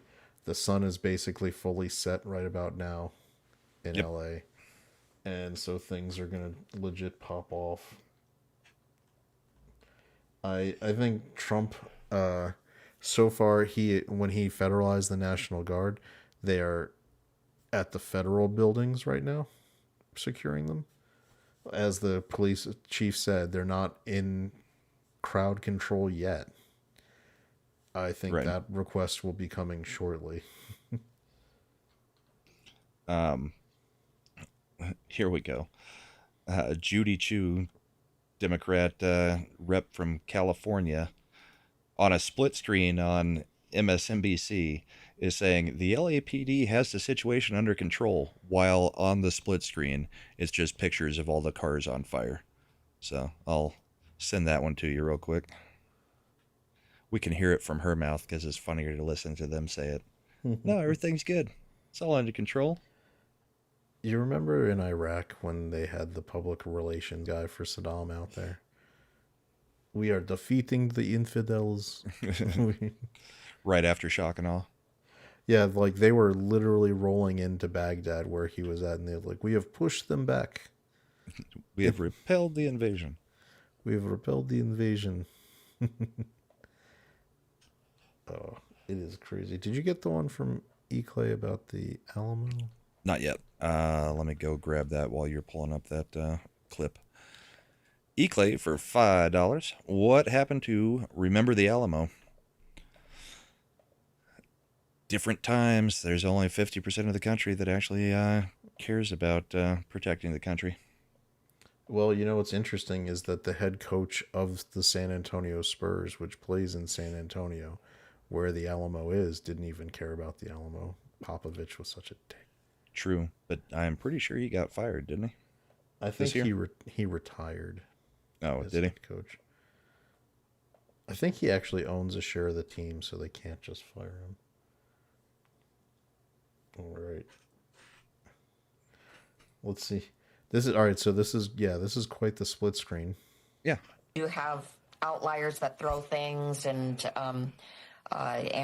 cause damage, and so yes, the LAPD came in and they called it an unlawful assembly. I believe that the LAPD has this underhand, and they are very, very experienced in riot control. As things are just burning. So, they're very experienced in riot control. This is something that they can handle. We do not have to have the National Guard here. We certainly do not have to have the Marines here. As a note, by the way, do you know what finally got the 1992 riots under control? The National Guard? The National Guard being deployed. Shocking. Because Kurt Schlichter always brings it up. He was in the National Guard units that were deployed there. Yeah. And that's when because when you have a riot at this scale, like generally police can put down riots if they get to them early and contain the group, the small group. Right. But it's also different when they are looking to riot, not something turns into a riot. Yeah. This is different. This is, again, I will use the word that it should be using, which is this is more of an insurrection. Correct. We love that word here, right? You know, if January 6th was an insurrection, this sure as shit was an insurrection. This is far more. You know, because they are actually using weapons they are bringing. And so, anyway, yeah. But and they are planting weapons to use, because we've seen plenty of piles of bricks and cement blocks. Yeah, so a police force only has so many units they can dedicate. Because if it's a 10,000 person police force... Well, here's what you got to understand. If it's a 10,000 person police force, probably 2,000 or 3,000 of them are purely administrative positions. You're talking like typists, CSI, things like they are not getting deployed for riot control. So and then of the remaining 7,000, you're going to have people who are detectives who are over the age, you know, they're not built to do that anymore. You're probably only going to have a few thousand people that you can deploy to make lines to hold positions. And if the riot is at the scale this one is, where they can send tens of thousands on any one position. And remember, nowadays people have real-time communications to tell the protesters which streets are being secured so they can reroute to different ones and attack it from different angles, or go to a highway and shut down a highway. You need manpower. Like, in the end, boots on the ground is what can hold territory. If they have 10 times the number of boots on the ground that you do, they are going to take the territory. So the police are going to be outmanned, and they're going to need to request assistance, and it's going to be the National Guard, and it's going to end up being not just the National Guard's going to come in with enough equipment to actually do it. Yeah, they'll come in with heavy equipment for riot control. We're talking like... Can't wait to see the water cannon. Yeah, the armored trucks with water cannons. If you've ever seen the movie Equilibrium, you've seen what some of those things look like, where they're just full-on armored vehicles with super high-pressure water cannons that'll knock entire lines of people backwards. Yep. So, I mean, that's coming. I think Trump is smart because he activated them, but he didn't put them into the front line. So what you're seeing on video right now is just the LA police. No one's going to, like, who's going to be, it's hard to argue that Trump is being tyrannical when he hasn't even put people in place to put things down yet. He's letting it get still a little, he's protecting the he's waiting for them to start begging to a degree. Well, and he's protecting the federal, so he's protecting the federal installations, like where ICE has took people into custody. Like those buildings where there are people is what's getting protected by the National Guard right now. Yeah.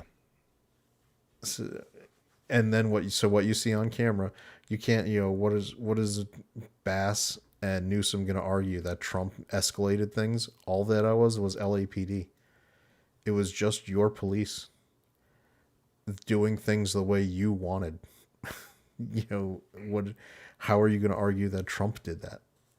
Because he sent, where was the National, because there's no video, there's not going to be any video optics of the National Guard escalating this. So it's going to be something where they can put it down. Yep. That's my thought. I mean, it's going to get bad tonight probably, because there's, even with the National Guard there where it's been, they're not going to go out to actually do anything right yet. So I'm going to still staging. Yeah. I'm going to say that, I mean, what they would need is probably, I think they mobilized 2,000 National Guard. They're sending 500 active duty Marines. They would probably need another 1,500 to 2,000. Yeah. To really push this up. And they're going to need the cooperation of the local law enforcement to actually make arrests. Like, what they are not doing still is they need to just make an announcement that these things are deemed illegal and they're arresting everybody. They need to break out the zip ties. They do the thing. If you've ever seen the way they do it, they form a line, they move up on the protesters, and they pull one guy in at a time, zip tie him, pull the next guy in, zip tie him. Yes. There is a way to do this for riot control, because once you start arresting people, there's a lot of people who are in it to win it until there's something to lose. And then they're going to disperse, because once you start getting an arrest as a possible outlier, they move on. So start arresting people. Don't wait. So I missed this one earlier, but on Fox News earlier today, like this morning, Rand Paul, when asked about the insurrection in LA, his response was, we should cut the immigration enforcement funding in Trump's big, beautiful bill in half. That's his idea of how to take care of this.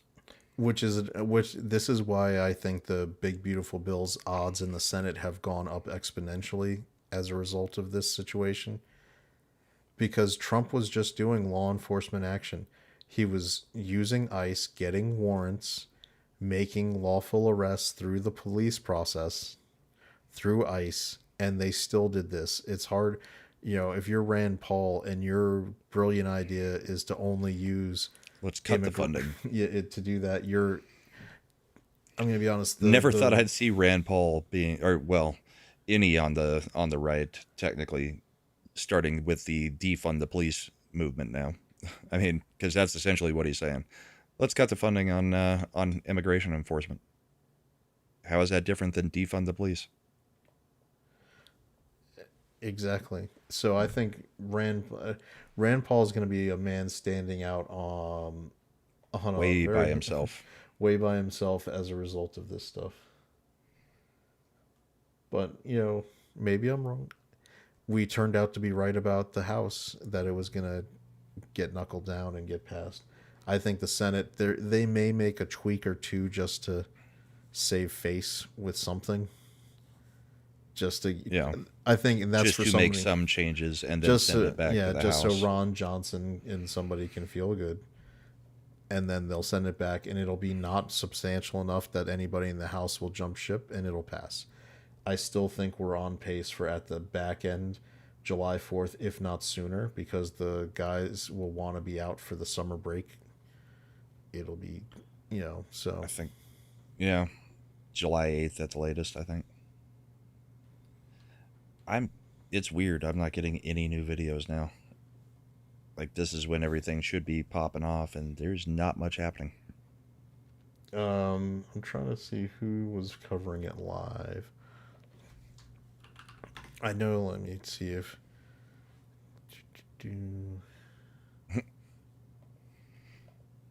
What's up, Rand as TDS? What's that? Rand has TDS? Yeah. We're getting... I see Jeremy still got the live of, like, the LA, news stations playing, like, their... Oh. Yeah, there's some stuff going on. Did all the mods go to bed? Because there's a whole bunch of comments that are not being uncovered. Slender must have gotten tired. Also, I know that the thing is saying we're only at 6 of 10, but thanks to Comic's very generous gift, we are doing the Q&A afterwards. So start thinking of any questions you guys want to ask us. Pretty much any topic we're fine with answering, if we can answer. Nothing ridiculous. Nothing that's going to jeopardize the channel is all we're saying. I'd ask for a wrench, but I don't care anymore. Okay. That's, I mean, tough but fair, awesome one. Tough but fair. I can wrench up awesome one. He's been around for a long time.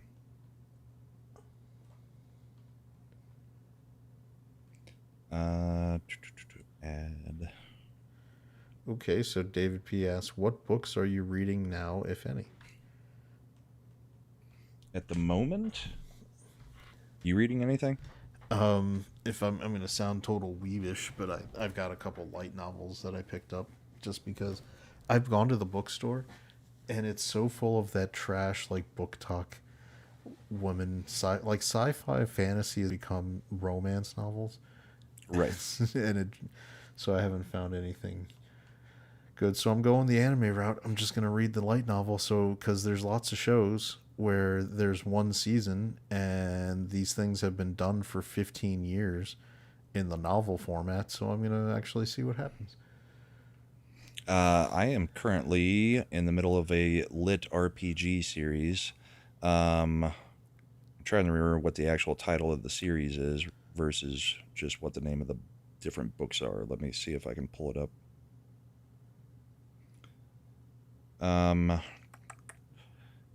It is by an author named Nikolai Ganella, and it is the Unbound series. And I think I'm 5 or 6 books in. It's light reading that I can do to go to bed late at night, so I just read through a little of that. The last real book I read was The Redemption of Time by Xijin Liu. It was the side... Well, no, it's not by Xijin No, Liu. it's a spin-off. It's by the other guy. It's the spin-off to Three Body Problem. Which is why it does more to explain things. It does explain a bit more. Yeah. I will tell you, I'm probably due for my every 5 or 6 years. I do a reread on the Hyperion Cantos by Dan Simmons. Yeah. That one's a super high quality sci-fi series. If you have not read that, I highly recommend that. It's kind of in the vein of I don't want to say Dune because it's not really Dune, but It does take place over a long time period, doesn't it? it is an epic, like it's got it's hard sci-fi, right?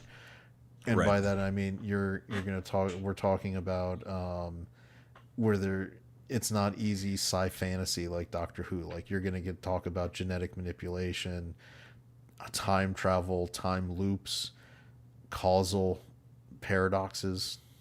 Yeah, it's a little bit heavy at times. There's a lot of religious elements to it, like we're not even like subtle, we're talking overt. Like they address the divinity of Jesus within the book. They address the Catholic Church is the main antagonist for the second couple books, but at the same time the Catholic Church is actually also represented very well within the books. It's a really interesting thing where the two of the hero characters of the book series are Catholic priests. And even though the Catholic Church is a villain to it, but you find out that there's more to it than just the Catholic Church being bad. The book is Awesome's asking which one? Dan Simmons, Hyperion. Yep. And so the books go in order are Hyperion, which is a take on the Chaucer, what is it? The Pilgrim's Progress? Or Pilgrim's the Canterbury Tales. Canterbury right? Tales with the 10 people. Yeah. So Dan Simmons made a new version of Canterbury Tales in a sci-fi setting, and that book was Hyperion. Then they did the sequel, which is Fall of Hyperion. Then the third book was the Rise of Endymion, and then the final book was third book was Endymion, and then It's the Fall of Hyperion, the Hollow Man, and Hollow Endymion. Hollow Man's outside of this series. Endymion and the Rise of Endymion. Endymion and the Rise of Endymion. I started thinking of I get the Dark Knight names started messing with my head. But so my two favorites are Fall of Hyperion, which is really good. Because the first book is much more wedded to the Canterbury Tales allegory, like where it's individual pilgrims giving their stories. Whereas the second book is a little more of a hard sci-fi just tale. And then the last book, because you get your explanations. Like if you're committed and you've gone 3 long books in, by the fourth book when you finally get all the payoffs and it makes sense, you're like, God, that was good. Payoffs are important. And as Davina said, he did another book series that was actually supposed to be longer, which was the Ilium and Olympus books were supposed to be a 3 or 4 book series, but the publisher told him that the first one didn't sell so well, so you need to wrap it up. So that's why if you read the first book, it seems like there's going to be a lot longer story, and then the second book seems like they're speed running a lot of elements. It's because Dan Simmons had to kind of consolidate his plan because he was big on giving his readers a resolution, which I like.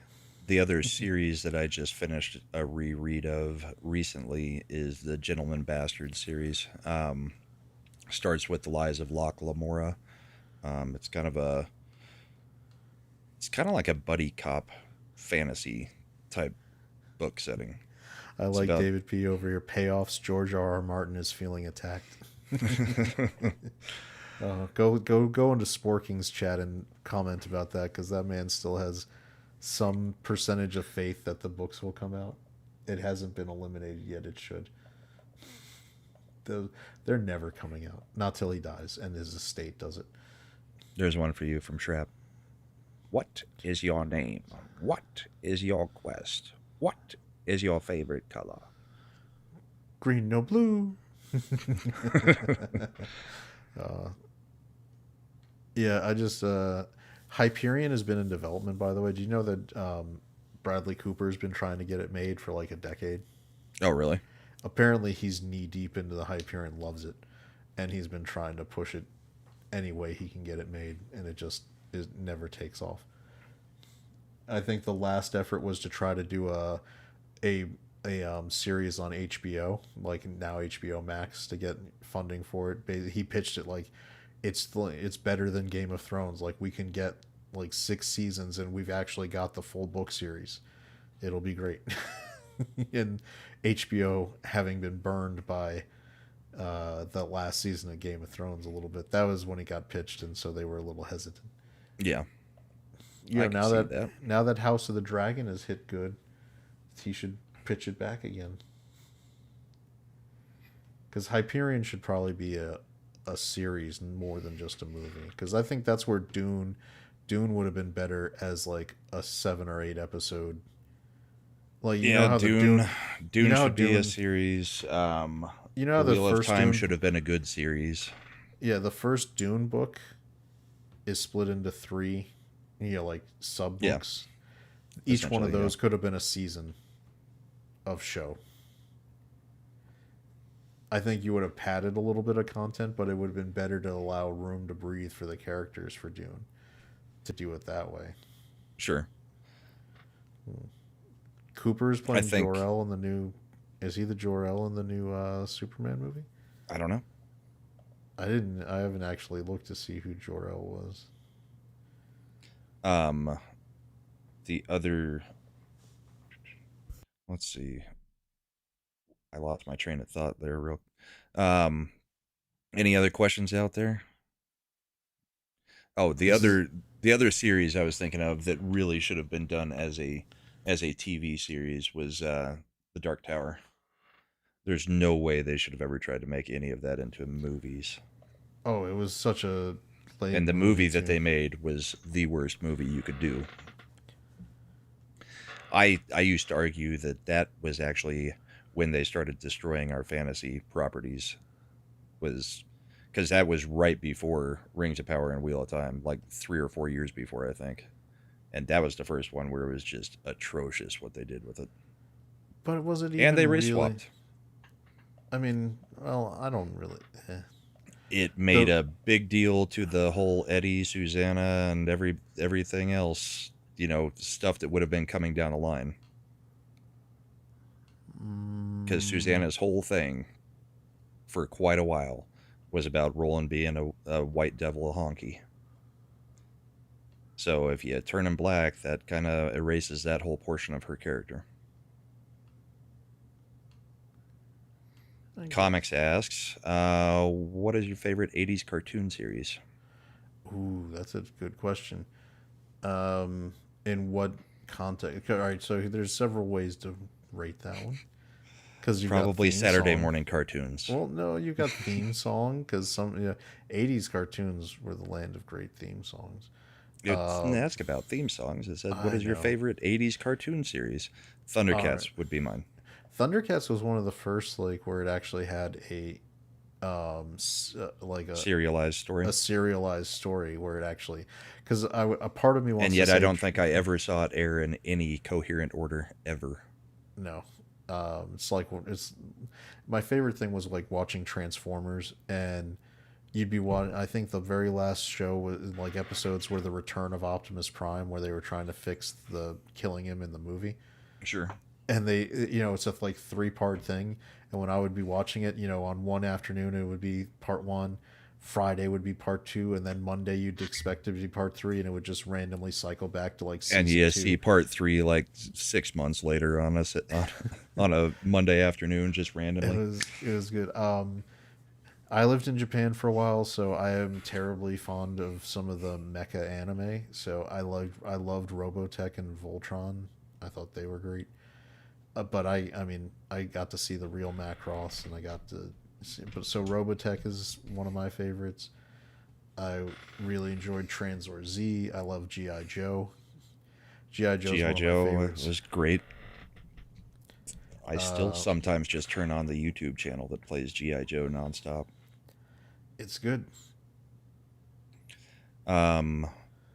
Hey, comics, are you legit? Can you tell me the 3 shows that were the animes that were bastardized to make Robotech, because Robotech was an Americanization of 3 separate animes that had close enough aesthetics that the American producer was like, fuck it, they can work. We need 65 episodes. So I'll give you guys the first one was Macross. Macross is the one where you're used to seeing the Veritex with Rick and Min May and all that. That was Macross, but there were 2 subsequent shows that made up the remaining balance of Robotech. People forget that they did the same thing with Voltron, because Voltron, they had the Lion Force, and then they did the Lion Force had a good like 50 episodes, and then they switched to the vehicle-based force of Voltron that people didn't like. So they ended up going back to the production company in Japan and ordering like 26 more episodes of the Lion Voltron to put on in America because it was such a hit. So they did that all the time. Transor Z was what we called it in America, but it was Mazinger Z in Japan. Oh, Davina coming in with Super Dimension Cavalry Southern Cross. Yeah. And Mospita. Yep. So comics did come in with 2 of them. So, and with Davina, you got all 3. Genesis Climber Mospita. And she knew the real name, by the way, comics. So you're on probation. Genesis Climber Mospita. Oh, did you guys ever see the Fist of the North Star anime, man? That movie, that was awesome. That was one of the great animes. It's right up there with like Vampire Hunter D for being just a great one to watch when you were a kid, because it had so much blood and violence. What were some of your favorite late 80s cartoons? Thinking more of getting into like I think the Real Ghostbusters, DuckTales. Real was Ghostbusters late 80s. started 87. DuckTales was my favorite of the late 80s. DuckTales was good. Tailspin, I don't think came along until the 90s. I enjoyed Darkwing Duck more, but that was 90s. That was also the 90s. Yeah. Darkwing Duck would be my 90s. I mean, pick. if you want to talk about 90s, there's 2 GOAT shows for the 90s in cartoons, and that's Gargoyles and Exo Squad. Exo Squad is amazing. It gets slept on so much. Batman the animated series. Batman the animated series is good, but Gargoyles and Exo Squad are even better than Batman the animated series. Never watched Exo Squad, and how did you not watch Gargoyles? Exo Squad? I don't know. I never saw it. It was a full-on like World War II epic. Probably the same way I never watched Teenage Mutant Ninja Turtles. Not a single episode. Like Exo Squad as a cartoon in the 90s was dealing with behind enemy lines enslavement, genocide. You had dealing with forming a resistance, the moral quandaries of being in war. Is it okay to kill in certain circumstances? It was really deep. It was not really meant for kids, but the toys kicked ass too. I had the toys, and they bought the license for a lot of the Robotech toys, and they put them into the Exo Squad line, so you could get like the Zentradi battle pods and the Veritex, and that was cool. Animaniacs would be up there for me too. Just reading what people are putting out there. I did love both the Justice League and Justice League Unlimited, but weren't those getting closer to 2000s? No, those were 2000s. Not even close to. They were in the. I thought so. Because the way we had the Batman animated or the animated series, and we had the Superman animated series, and they kind of ended up later. The same animation style and everything was thrown into Justice League and Justice League Unlimited. Yeah, that was the Bruce Timm style. Yeah. So they had Batman the animated series started it and had several seasons of that. Then they launched, like you said, Superman the animated series, but that's when they also came back and did the final couple seasons of the Batman animated series, where they also changed the animation style in the Batman animated series. That's when the Joker got a whole different design. Nightwing got a different design. They gave, you can see it. They like lightened things up, and they made it so it aligned more with the Superman show. Right. Yeah. So that one was good. I think people sleep on the Superman animated series, try to like crap on it like it wasn't good, but it was pretty good. I don't remember watching much of it. Batman was always on. I don't know when Superman even aired. Superman aired on the afternoon on the CW. It was probably past when you were watching cartoons. Probably. It was around 96, 97. So you were probably... Yeah, I was in high school. Yeah, I still watched cartoons, so I was nerd over here. Yeah, you are.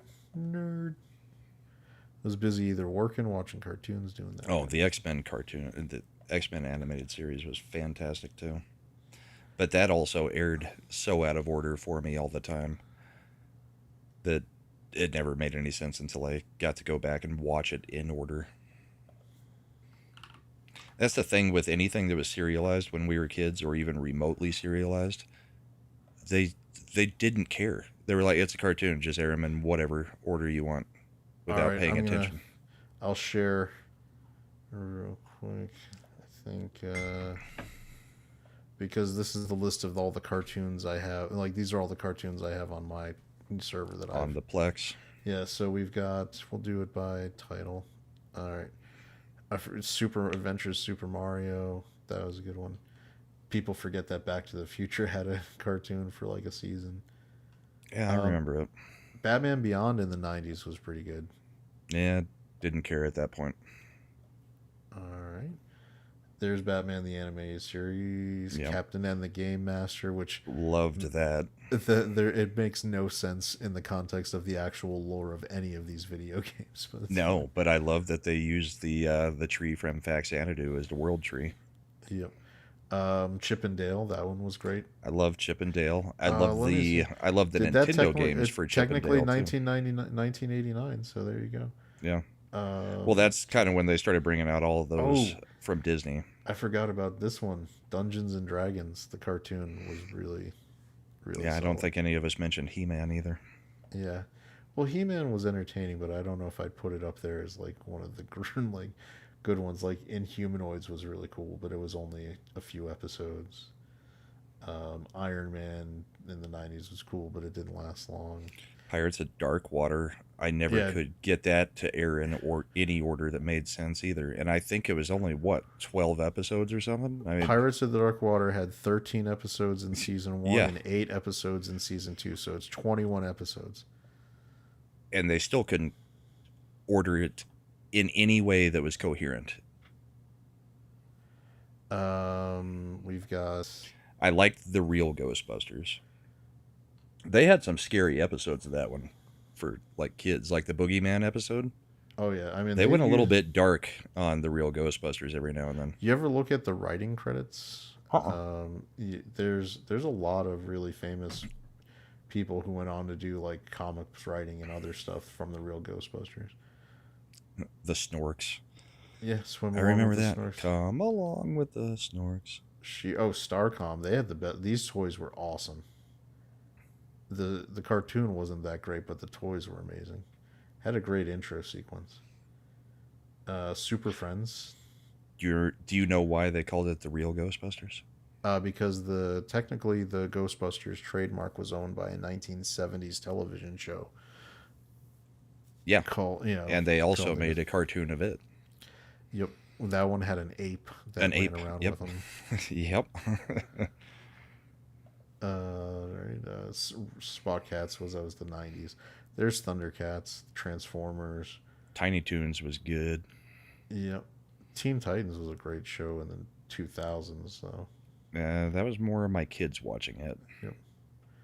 Do you remember the Zelda on Fridays on the Mario Power Hour? Yeah, when they would do the Zelda episode instead.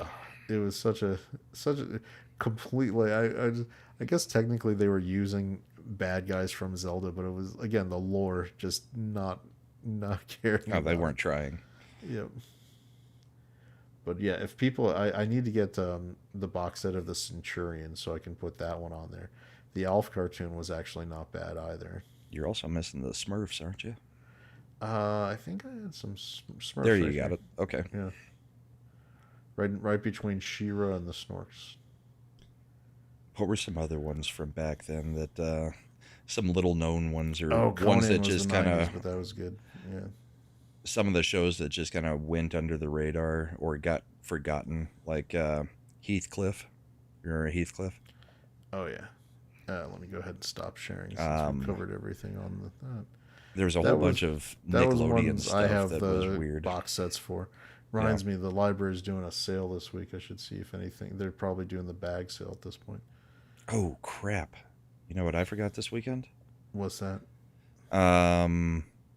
The liquor store up the street from me had their vault opening tonight with all the allocated bourbon, and I forgot to run down there and get on the list and then show back up and buy a bottle. Probably cost me a bottle of one of the really good ones because they only do it like every 5-6 months. So they have all the really rare stuff in there. Oops. Reboot, I forgot. Yeah, that's. I mean. Yeah, I remember Gummy Bears, David. Gummy Bears had a kick-ass theme song, man. Yeah. There was a comedian I saw. It was at one of the comic conventions I went to, and they did an opening night where they actually had. It was New York Comic Con, and they had this one, and he had a great bit. He was like, everybody here probably remembers the Disney afternoon. What you don't ever think about is how the people assigned to do the theme songs for the Disney afternoon did not have to put that much effort in, and they did. You know, like the like people Tailspin. Yeah, the people. No, he's talking about like Gummy Bears. Like all of them is like every one of those people singing those theme songs committed to making it the best. Like they believed in the songs they were singing. Like man, DuckTales, woohoo, like DuckTales, woo. Tailspin, or Tailspin was great. Chip and Dale, Chip and Dale, Rescue Ranger. Yeah. I still think, judging by what some of my friends have said, that Gadget was responsible for a large percentage of furries our age. Oh no, Rebecca from Tailspin.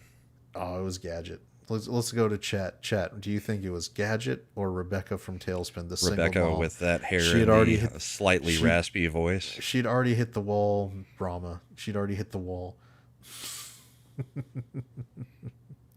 Gadget was good, but Becky.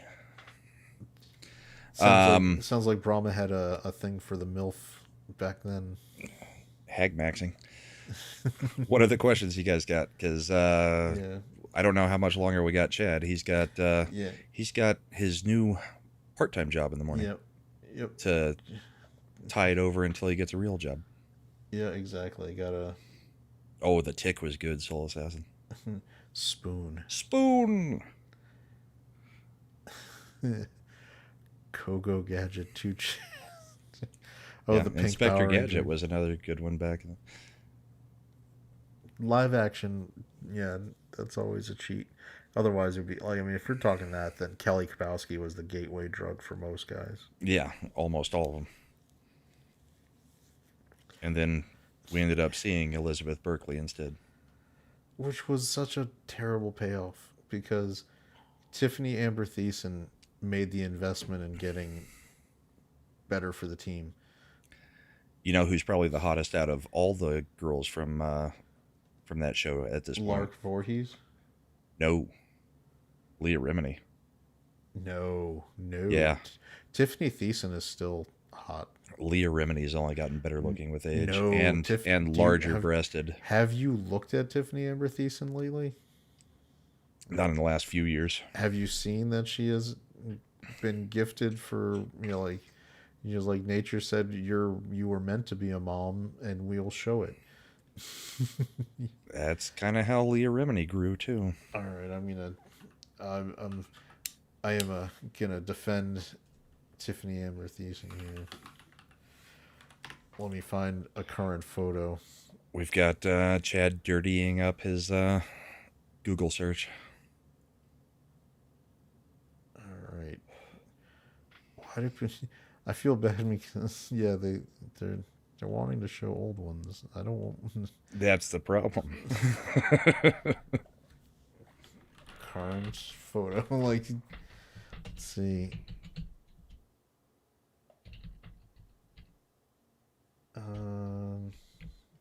Now I need to get one that properly frames the goods. Frames the body. Because I know that's what Brahma is going to need. All right, open image in new tab. I'm not as much of a fan of the hair here, but here we go. There you go.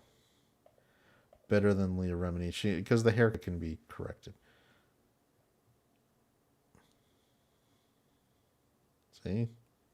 I don't know. I can't say they're both wearing a lot of makeup nowadays. Well, she's in Hollywood and she's over 50. It's gonna happen. Let me see if I can find one of Leah Remini that frames it. Also, we're just doing this while they're supposed to be asking us questions. I know. I'm trying to get people on my side to just fake. Yeah, whatever. She made the investment. It's good for her. She had one glaring deficit, and she used all tools available to right that deficit, and we're all better for it. You know who grew up to have the best assets from when we were kids watching TV? Punky Brewster. Punky Brewster, Salil Moon Fry. She had to go. She had to get him reduced. Yeah. And they're still like fairly. Yeah, when they did that Punky Brewster remake where she was the adult, she was still looking pretty good. That was the saddest thing I think I ever read in a Maxim magazine, was when she was on Maxim and she said that she had gotten them reduced. It's like, they look like that and you got them reduced and they still look like that? Why would you have done that? Mm-hmm. I mean, the chick from Boy Meets World? No. Topanga? She's... didn't really do it for me. I never liked her face. She's cute, but... The other girl from Boy Meets World is apparently much more the one that went into porn? Yeah, I was going to say she's more involved with her looks. That was not a show I ever actually really watched. You didn't watch it? It was good. Nope. What about Step by Step? I bet you watched Step by Step. A little of it. It was the modern Brady Bunch. I watched a little of it. We got forced into TGIF at a certain age for a while because my parents hosted a Bible study, so they just threw all the kids in there with TGIF on. So Full House, Family Matters, all that stuff. Whatever those blocks were in. I think Step by Step fell into that block at some Full point. House was 8, Family Matters was 8:30, Step by Step was 9, and then the 9:31 kept rotating. Boy Meets World took over for, I want to say, Family Matters at the 8:30 spot, or one of them later when it started. Dinosaurs was also in the TGIF. Yeah. That is such a depressing series finale, man. We kind of knew where it was going. I know, but being like, we're all gonna die. At least we'll die together. Tina standing up for Salil Moon Fry. What is she saying? She had back problems? Yeah. She had back problems. I didn't know. I wasn't the one arguing against her having the reduction. It just saddens me when they do. I have to argue with my wife because she occasionally mentions she might want to get that done. I'm like, no, I think we're good. She's like, but it hurts my back. And I was like, well, we got a home gym. We can we work got a on it. home gym. The problem is her preferred, she likes being a runner, and women who are gifted. She doesn't like black eyes? It's not the most comfortable thing because you can never quite get a sports bra that apparently really secures things as needed when you're running like half marathons. That's when you just go without completely. I think that would be a bad idea. Did anybody else ask any questions? I haven't seen any more coming through. Chat has kind of been doing their own with playing off us, talking about other shows and things. All right, any more stuff for the AMA here? Because this might be a fun thing to keep doing, like with a super chat goal to get the AMA at the end. Every now and then. Yeah. Ask us anything. Oh, we've got dumpster fire video now of the rioters.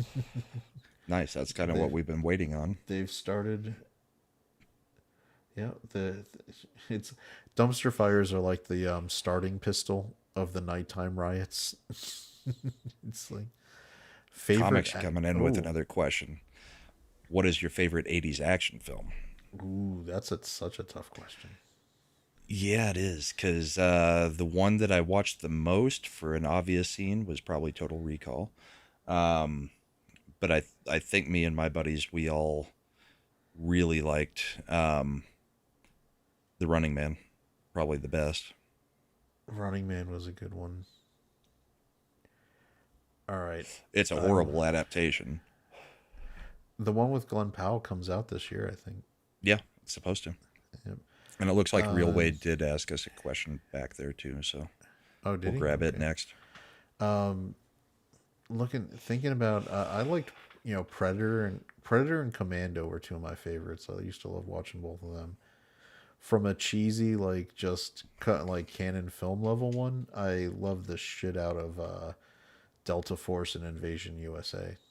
But those, but I think Commando was probably the one I watched the most often. Let off some steam, Bennett. Remember when I said I'd kill you last? I lied. I actually really did like Red Sonja when I was little too. Yeah, the not Conan sequel. Yeah. Hey, look, it's not Conan, but he's sort of like Conan. He's Conan, but he's not Conan. We have some rights issues, so we can't really do it, but he's sort of. Oh, opinion on Summer of Love 2.0. That was like, it was kind of our first half of the show, but yeah. Opinion is the left is going to suck us into some kind of major outbreak of violence one way or another. On the plus side, I think it's going to push people towards Republicans. Big, beautiful, and I think it makes the big beautiful bill passage far more likely now. So I'm pleased that is going to happen. So if that's the takeaway, like Trump isn't playing around like he did last time. I think he's gonna only give him so much rope before he just comes in and stomps it. He's got Hegseth in at defense. Trump is gonna let it go on for a few days to black eye the whatever Democrat politicians it happens in, and then he'll put it down. Well, now that the police chief has said something, he may move quicker and be like, well, I mean, we had the request. We're not going to let people suffer just because. Oh, so just real quick, Deeple said he shared some memes, so we got them here. Also, Tina wanted to know, in these situations, can National Guard actually make arrests? Yes, they can be. They're basically deputized, right? Yep.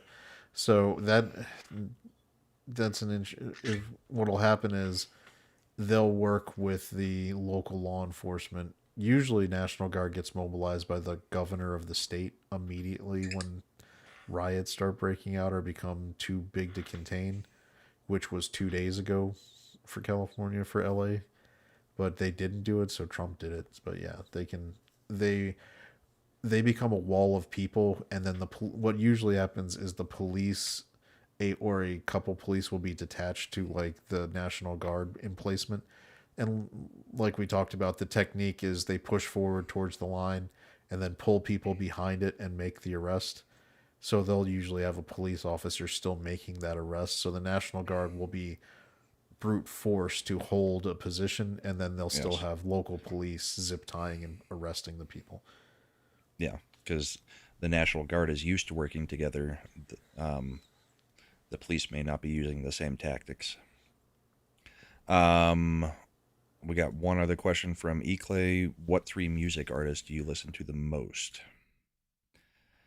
That one's hard because I do a lot of playlists that I've got all kinds of stuff. I've got one that's like, 60s, 70s, and 80s, and then I've got one that's more the grunge era. The band I probably listen to most would be the Toadies. Second would probably be The Offspring. And then third would probably be, I would guess if we looked at my playlist, Led Zeppelin. What about you, Chad? I'm seeing if because I use YouTube Music. Usually, it actually has stats. So let's see. What do I listen to the most? See, on YouTube Music, I do it weird because I got sucked into this rabbit hole where on YouTube Music I found these chick bands that do metal versions of all kinds of different rock songs, and they actually have good voices for, like, Lauren Babick has a great, like, metal voice. She does the metal yell and everything. Halocene on YouTube does great covers, and First to 11 does great covers. So if we're going like by my YouTube Music, those three are who I end up listening to on YouTube. Spotify, though, it's more the actual bands. So looking at it, I also get because it gets YouTube rabbit holes I fall into. So I have like synthwave mixed in because when I was working, I would usually put that on in like background because it's easy to it's almost like it's just easy to work to that when you're doing spreadsheets.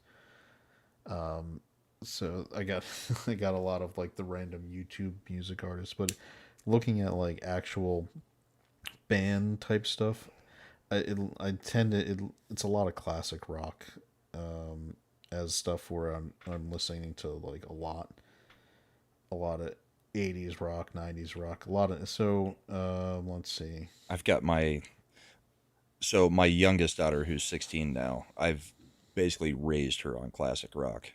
So anytime she knows that we're going to be around, like when she's trying to play music in the kitchen or anything while she's, cooking herself a snack or whatever, she'll throw on my playlist, and she knows the playlist probably as well as I do. And it's like everything from Led Zeppelin and the Beatles to Billy Joel to, I mean, I just called it something old and something new.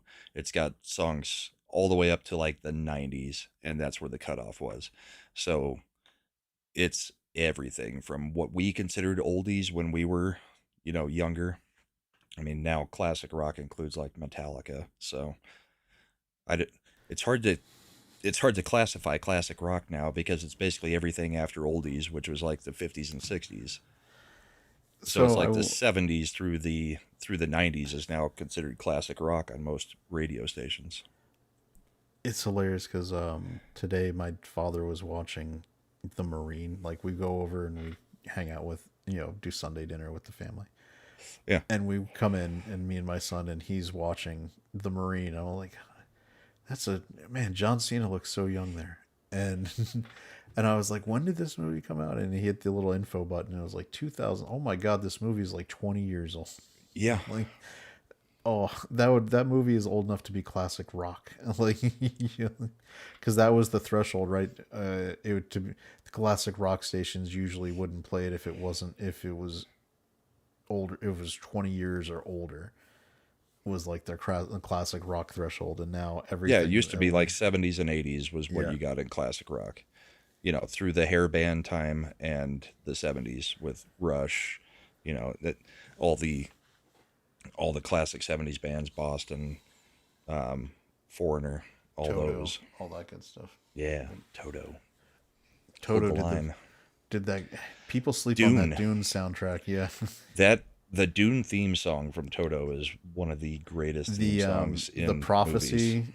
reprise that they do with the guitar is like, man, I know that Villeneuve wouldn't, because he did a whole different type of score.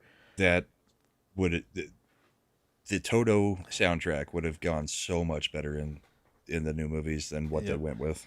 Yeah, I think there's some people who go back and rescore stuff. It's like James Gunn is being smart. If you're doing a Superman movie, 20% of Play off unlocking of people is use the John Williams music. Don't just use it. Yeah, Vice City was the best GTA because it had the best radio station playlists. And the Exploder ads were hilarious. The like Rambo ripoffs. If you Sure. like, the character's name was Tim. It was because there was, if you've seen Rambo First Blood Part 2, where's they've got the Asian girl who's working with Rambo. And so they do the Exploder ads at GTA. Tim, would I be good American Tim? Oh no, you're dead. Oh, Come on, Joel. I'm gonna kill them all now. Oh man. All right, so we're definitely calling it in 15 minutes at the latest. That's the latest. Yeah. Pop in whatever other questions you guys got. But there were so many good 80s action movies, though. Tina Guzman had asked about the chief of police, said it was bad Friday night. Why didn't they set a curfew? Why didn't they move faster than nip it in bud? They obviously knew they would get it. It's kind of circular logic, but you already answered your own question. They knew it was going to get worse. They wanted it to get worse because Bass and Newsom want to say this is Trump's fault. They want it to look like Trump is doing something. Yeah. Yeah. So they actually wanted. Now, what's the problem for them is, I guess they didn't realize the protesters would all come out in Mexican flags, like they're luchadors from Mexico City. Yeah. And the optics are apparently the optics are terrible. So like the footage on screen, plus with X not locking down images of these riots, the mainstream media can't pretend. So if you have one good source of real information, it kind of negates a whole lot of covering up. Real Wade wants to know which is the better version of Red Dawn. The first one, clearly.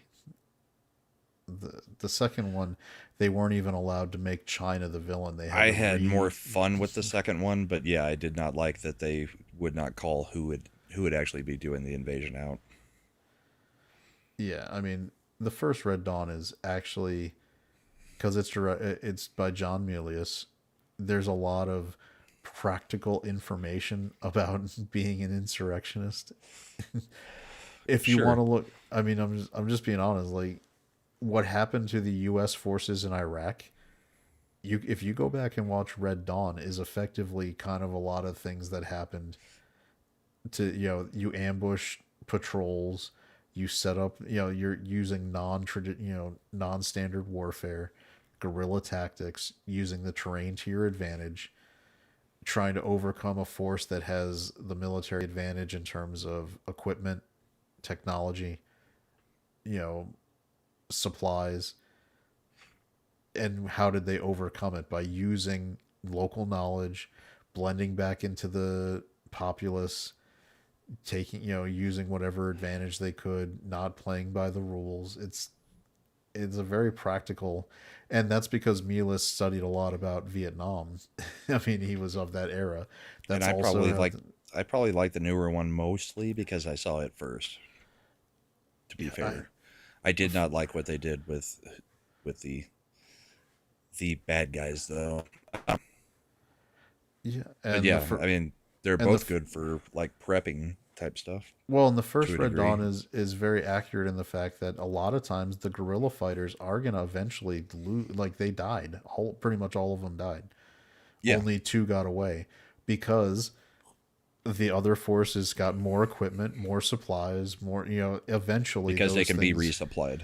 Eventually, those things went out. Now, what the point of if you like watch Red Dawn enough to remember all the details, is that the force was only able to penetrate so far before they got pushed back, which was effectively around the Rocky Mountains, a little past it, because the first Red Dawn takes place in Colorado, which is why Brahma should like it better. Yeah. And we would have had a killdozer. And so, they talk about how it got, very conventional. The lines got drawn.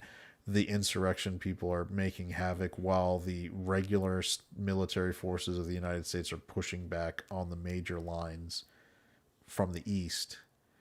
And eventually, now they clean it up and do it at the end. They don't tell you exactly how it won or what happened. They cut to a monument where they say, this is just a monument to commemorate the the guerrilla fighters, here in Colorado that fought this, for their freedom. But that was also kind of the whole premise of anybody invading to the point of being in Colorado as the stronghold in any part is kind of weird. Well, it makes sense. They came up from Mexico and through Texas. It would be easy. They did. You think they're getting through Texas to Colorado? I mean, at the time in the 1980s, and here's something for you to understand. Like, most of Texas is open space. They were sending mechanized units up through Texas. Now they got pulled, and they dropped paratrooper units to secure deeper into the Colorado portion of the Rockies.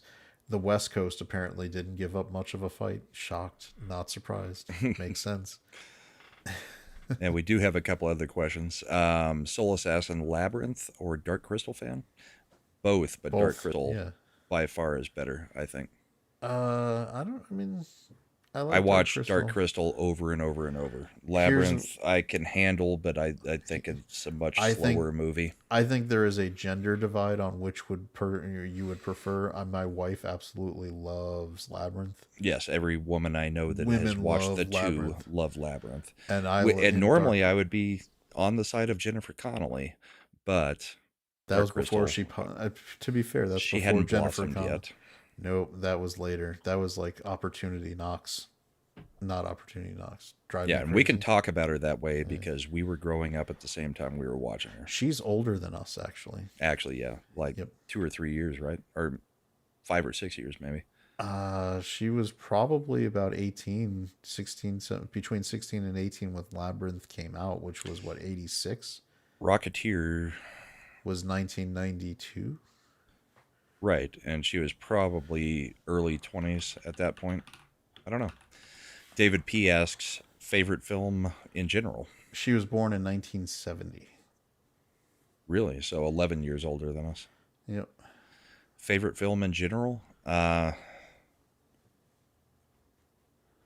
one's hard, but I would probably go with Dark City.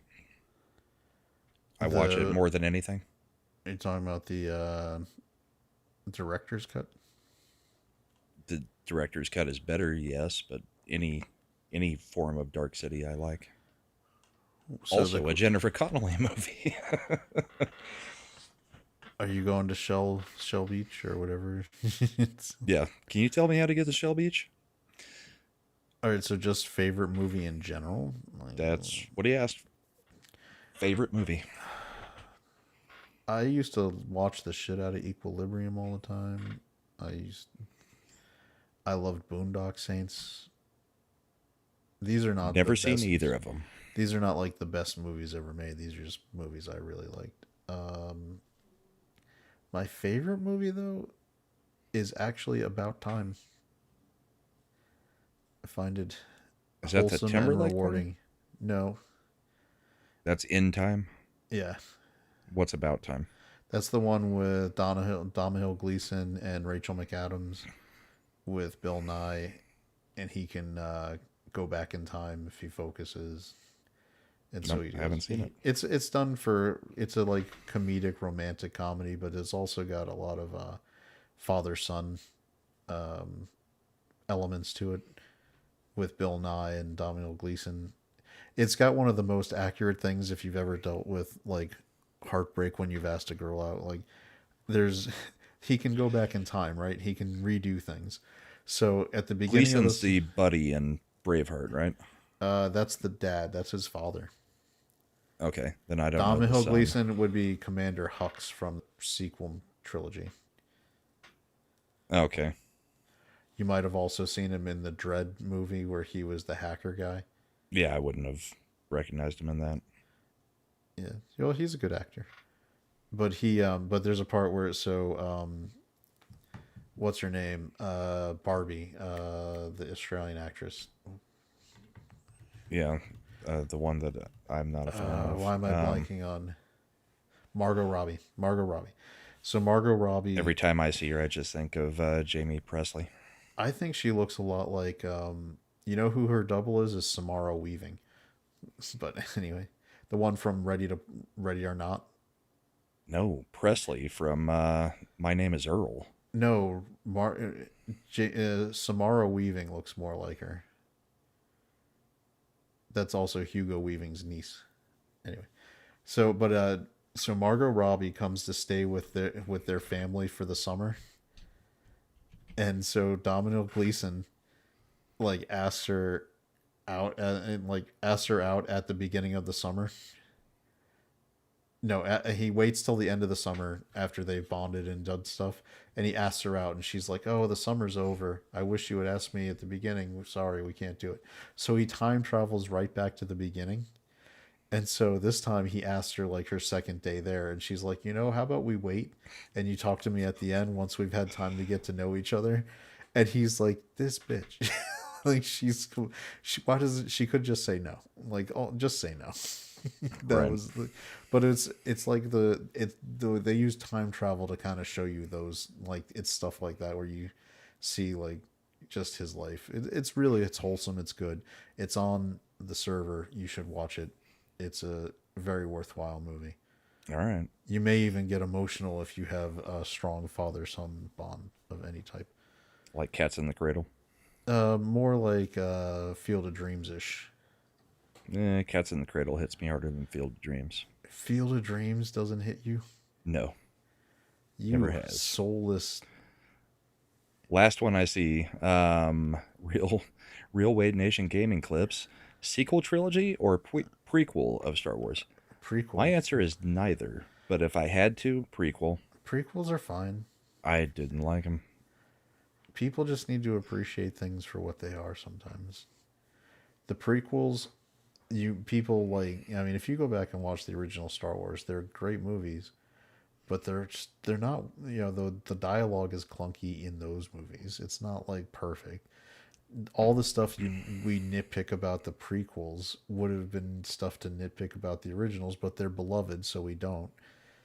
That's fine, but I grew up with the originals, Yeah. and the prequels, I was already in college, or close to it, and I did not like them. I haven't liked anything since the original.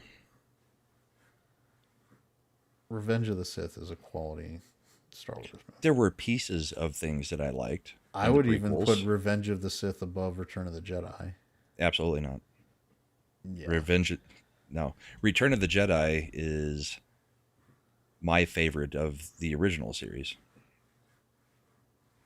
Really? And that one's controversial because Ewoks, and it's not, Empire, but I liked having the space and land battle at the same time. I actually do like Rogue One because of the same reason. I would actually put Rogue One above the prequels. Did you ever see where they rescored Rogue One to like Top Gun? Nope. They did. It was they rescored it with the Highway to the Danger Zone as they're doing the space attack, and it's actually pretty awesome. I mean, you could probably put whatever was scored into the trench run into Maverick and do the same thing. Yeah, because that was my review of Maverick when it came out. My out of the theater review was, we finally got the Star Wars movie that we wanted. Because with the trench run, it was absolutely just Star Wars. Do some just of that pilot on Earth. shit, Mav. Yeah. But it's actually super accurate too. Like that whole thing about having to have a separate starter for the Tomcat is a legit thing. Like they had the Tomcat engines had to be plugged into a device to actually get them to start. Because the starter wasn't capable. Their engines were so big they needed a separate thing. They weren't capable of self-firing. They couldn't start it up because to put that on there would have increased their weight so much. And so it's Comics thinks you're on ketamine. Because I liked Revenge of the Sith better than Return of the Jedi. No, because Comics thinks that the prequels are trash as well. Oh well, I worked at the theater. I saw a lot of people happy watching them. I can't knock that. Kids loved them. You gotta appreciate that. Kids did not like the sequels, so kids like almost anything they see. They didn't like the sequel ones. but they like the prequels. Talk to Star Wars Theory and people like that who were younger when they watched it. Oh, I know younger people like the prequels when they watched them. I'm sure that younger kids like the sequels when they watched them because they don't know any better. Yeah. If you start kids on the prequels and do it in chronological order, most kids will like the prequels better than the original. But if you watch them in the order they came out, it's Zach's obviously original, then prequel, then sequel. You see Zach's over here. No kids survived Revenge of the Sith. It's true. Not just the men, but the women and the children. And the the lesson children. of the lessons and the of sand, because I hate sand. No, and there's long-lasting lessons from the prequels too. If you're cute and she likes you, she will forgive things, including genocide. She'll also wait for you to become legal, apparently. And she'll wear a full-on dominatrix mommy dom outfit when she says, "No, we can't, Annie. We can't be together. I'm sorry."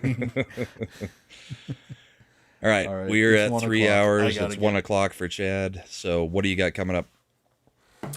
We got the Ascendant Art Podcast Friday night, 9 p.m. Eastern. If anybody who has not already could go over there and just drop a subscription, click on that. That would be great. It doesn't cost you a thing. It would really help us out. I think Mad is still going to have his show Tuesday. He should have his supply. So we'll do Madapap on Mad's new channel on Tuesday. And we'll see how that goes. Yep. I will be on with comics tomorrow night and with Matt on Tuesday night. I think I plan on it. I've got some company coming into town, so I may not be doing a whole lot outside of those two. We'll see. Depends on when people go to bed. I may have to join some shows later. But yeah, that's what's coming up. We will have the final episode of Bourbon and Boarding on Saturday, assuming that the cup has been won. Hope you guys enjoyed the Ask Me Anything or Q&A session. We'll do it every now and then. We may even, it may become something that we do on the member side only, but I appreciate everybody who super chatted tonight to get it there. And speaking of that, we got a Rumble rant from Toback for $5. Thank you both for making the Bullpen always on Rumble. This back and forth pop culture is a welcome addition to our weekly dumpster roast.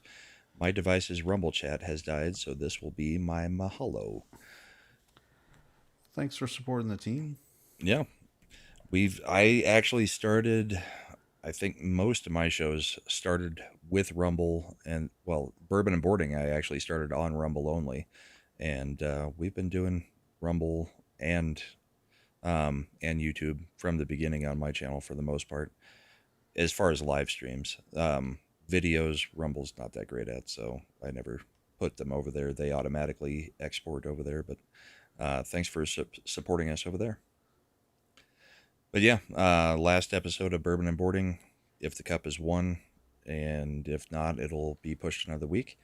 And then we're back here for the Bullpen next Sunday, and we'll figure out something else to do. I'm sure there will be some resolution to the riots, and we might even be a little bit closer to the big, beautiful bill passing. So Thank you all for hanging with us. Hope you have a great night. We will catch you all next week. Oh, I've got a special treat for the members. Let me see if I can get it to actually play. We don't have any sound for this yet. So Chad, me and you can continue to talk while this is going. Okie dokie.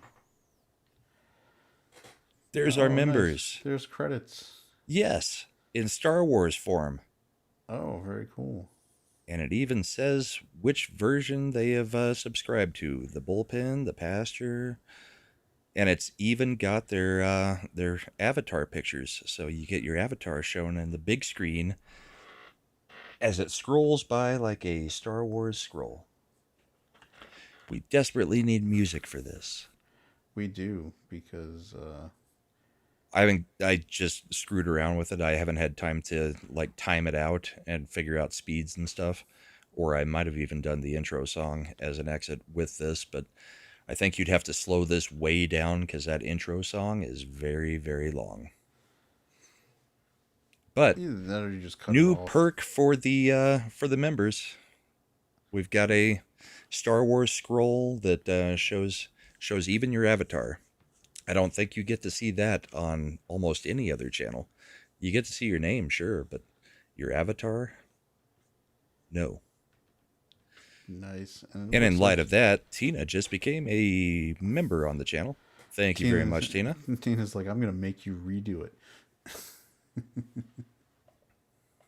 You're going to have to add me in. I know, which there is a whole bunch of deleting I have to do to get it to do this format. Like it shows how many months you've been a member, which I'm fine with keeping that, but what day you decided to re-up your membership, all that kind of stuff, I have to go erase that out so it's not just lines and lines of information that nobody cares about. It's like, let's get all the data. It's also got your credit card number that you used, you know. All your analytics are belong to us. Yes. All your base are belong to us. So there's the credits. Hope you guys have a great week coming up. We will catch you next week. Good night, everybody. Bye, everybody.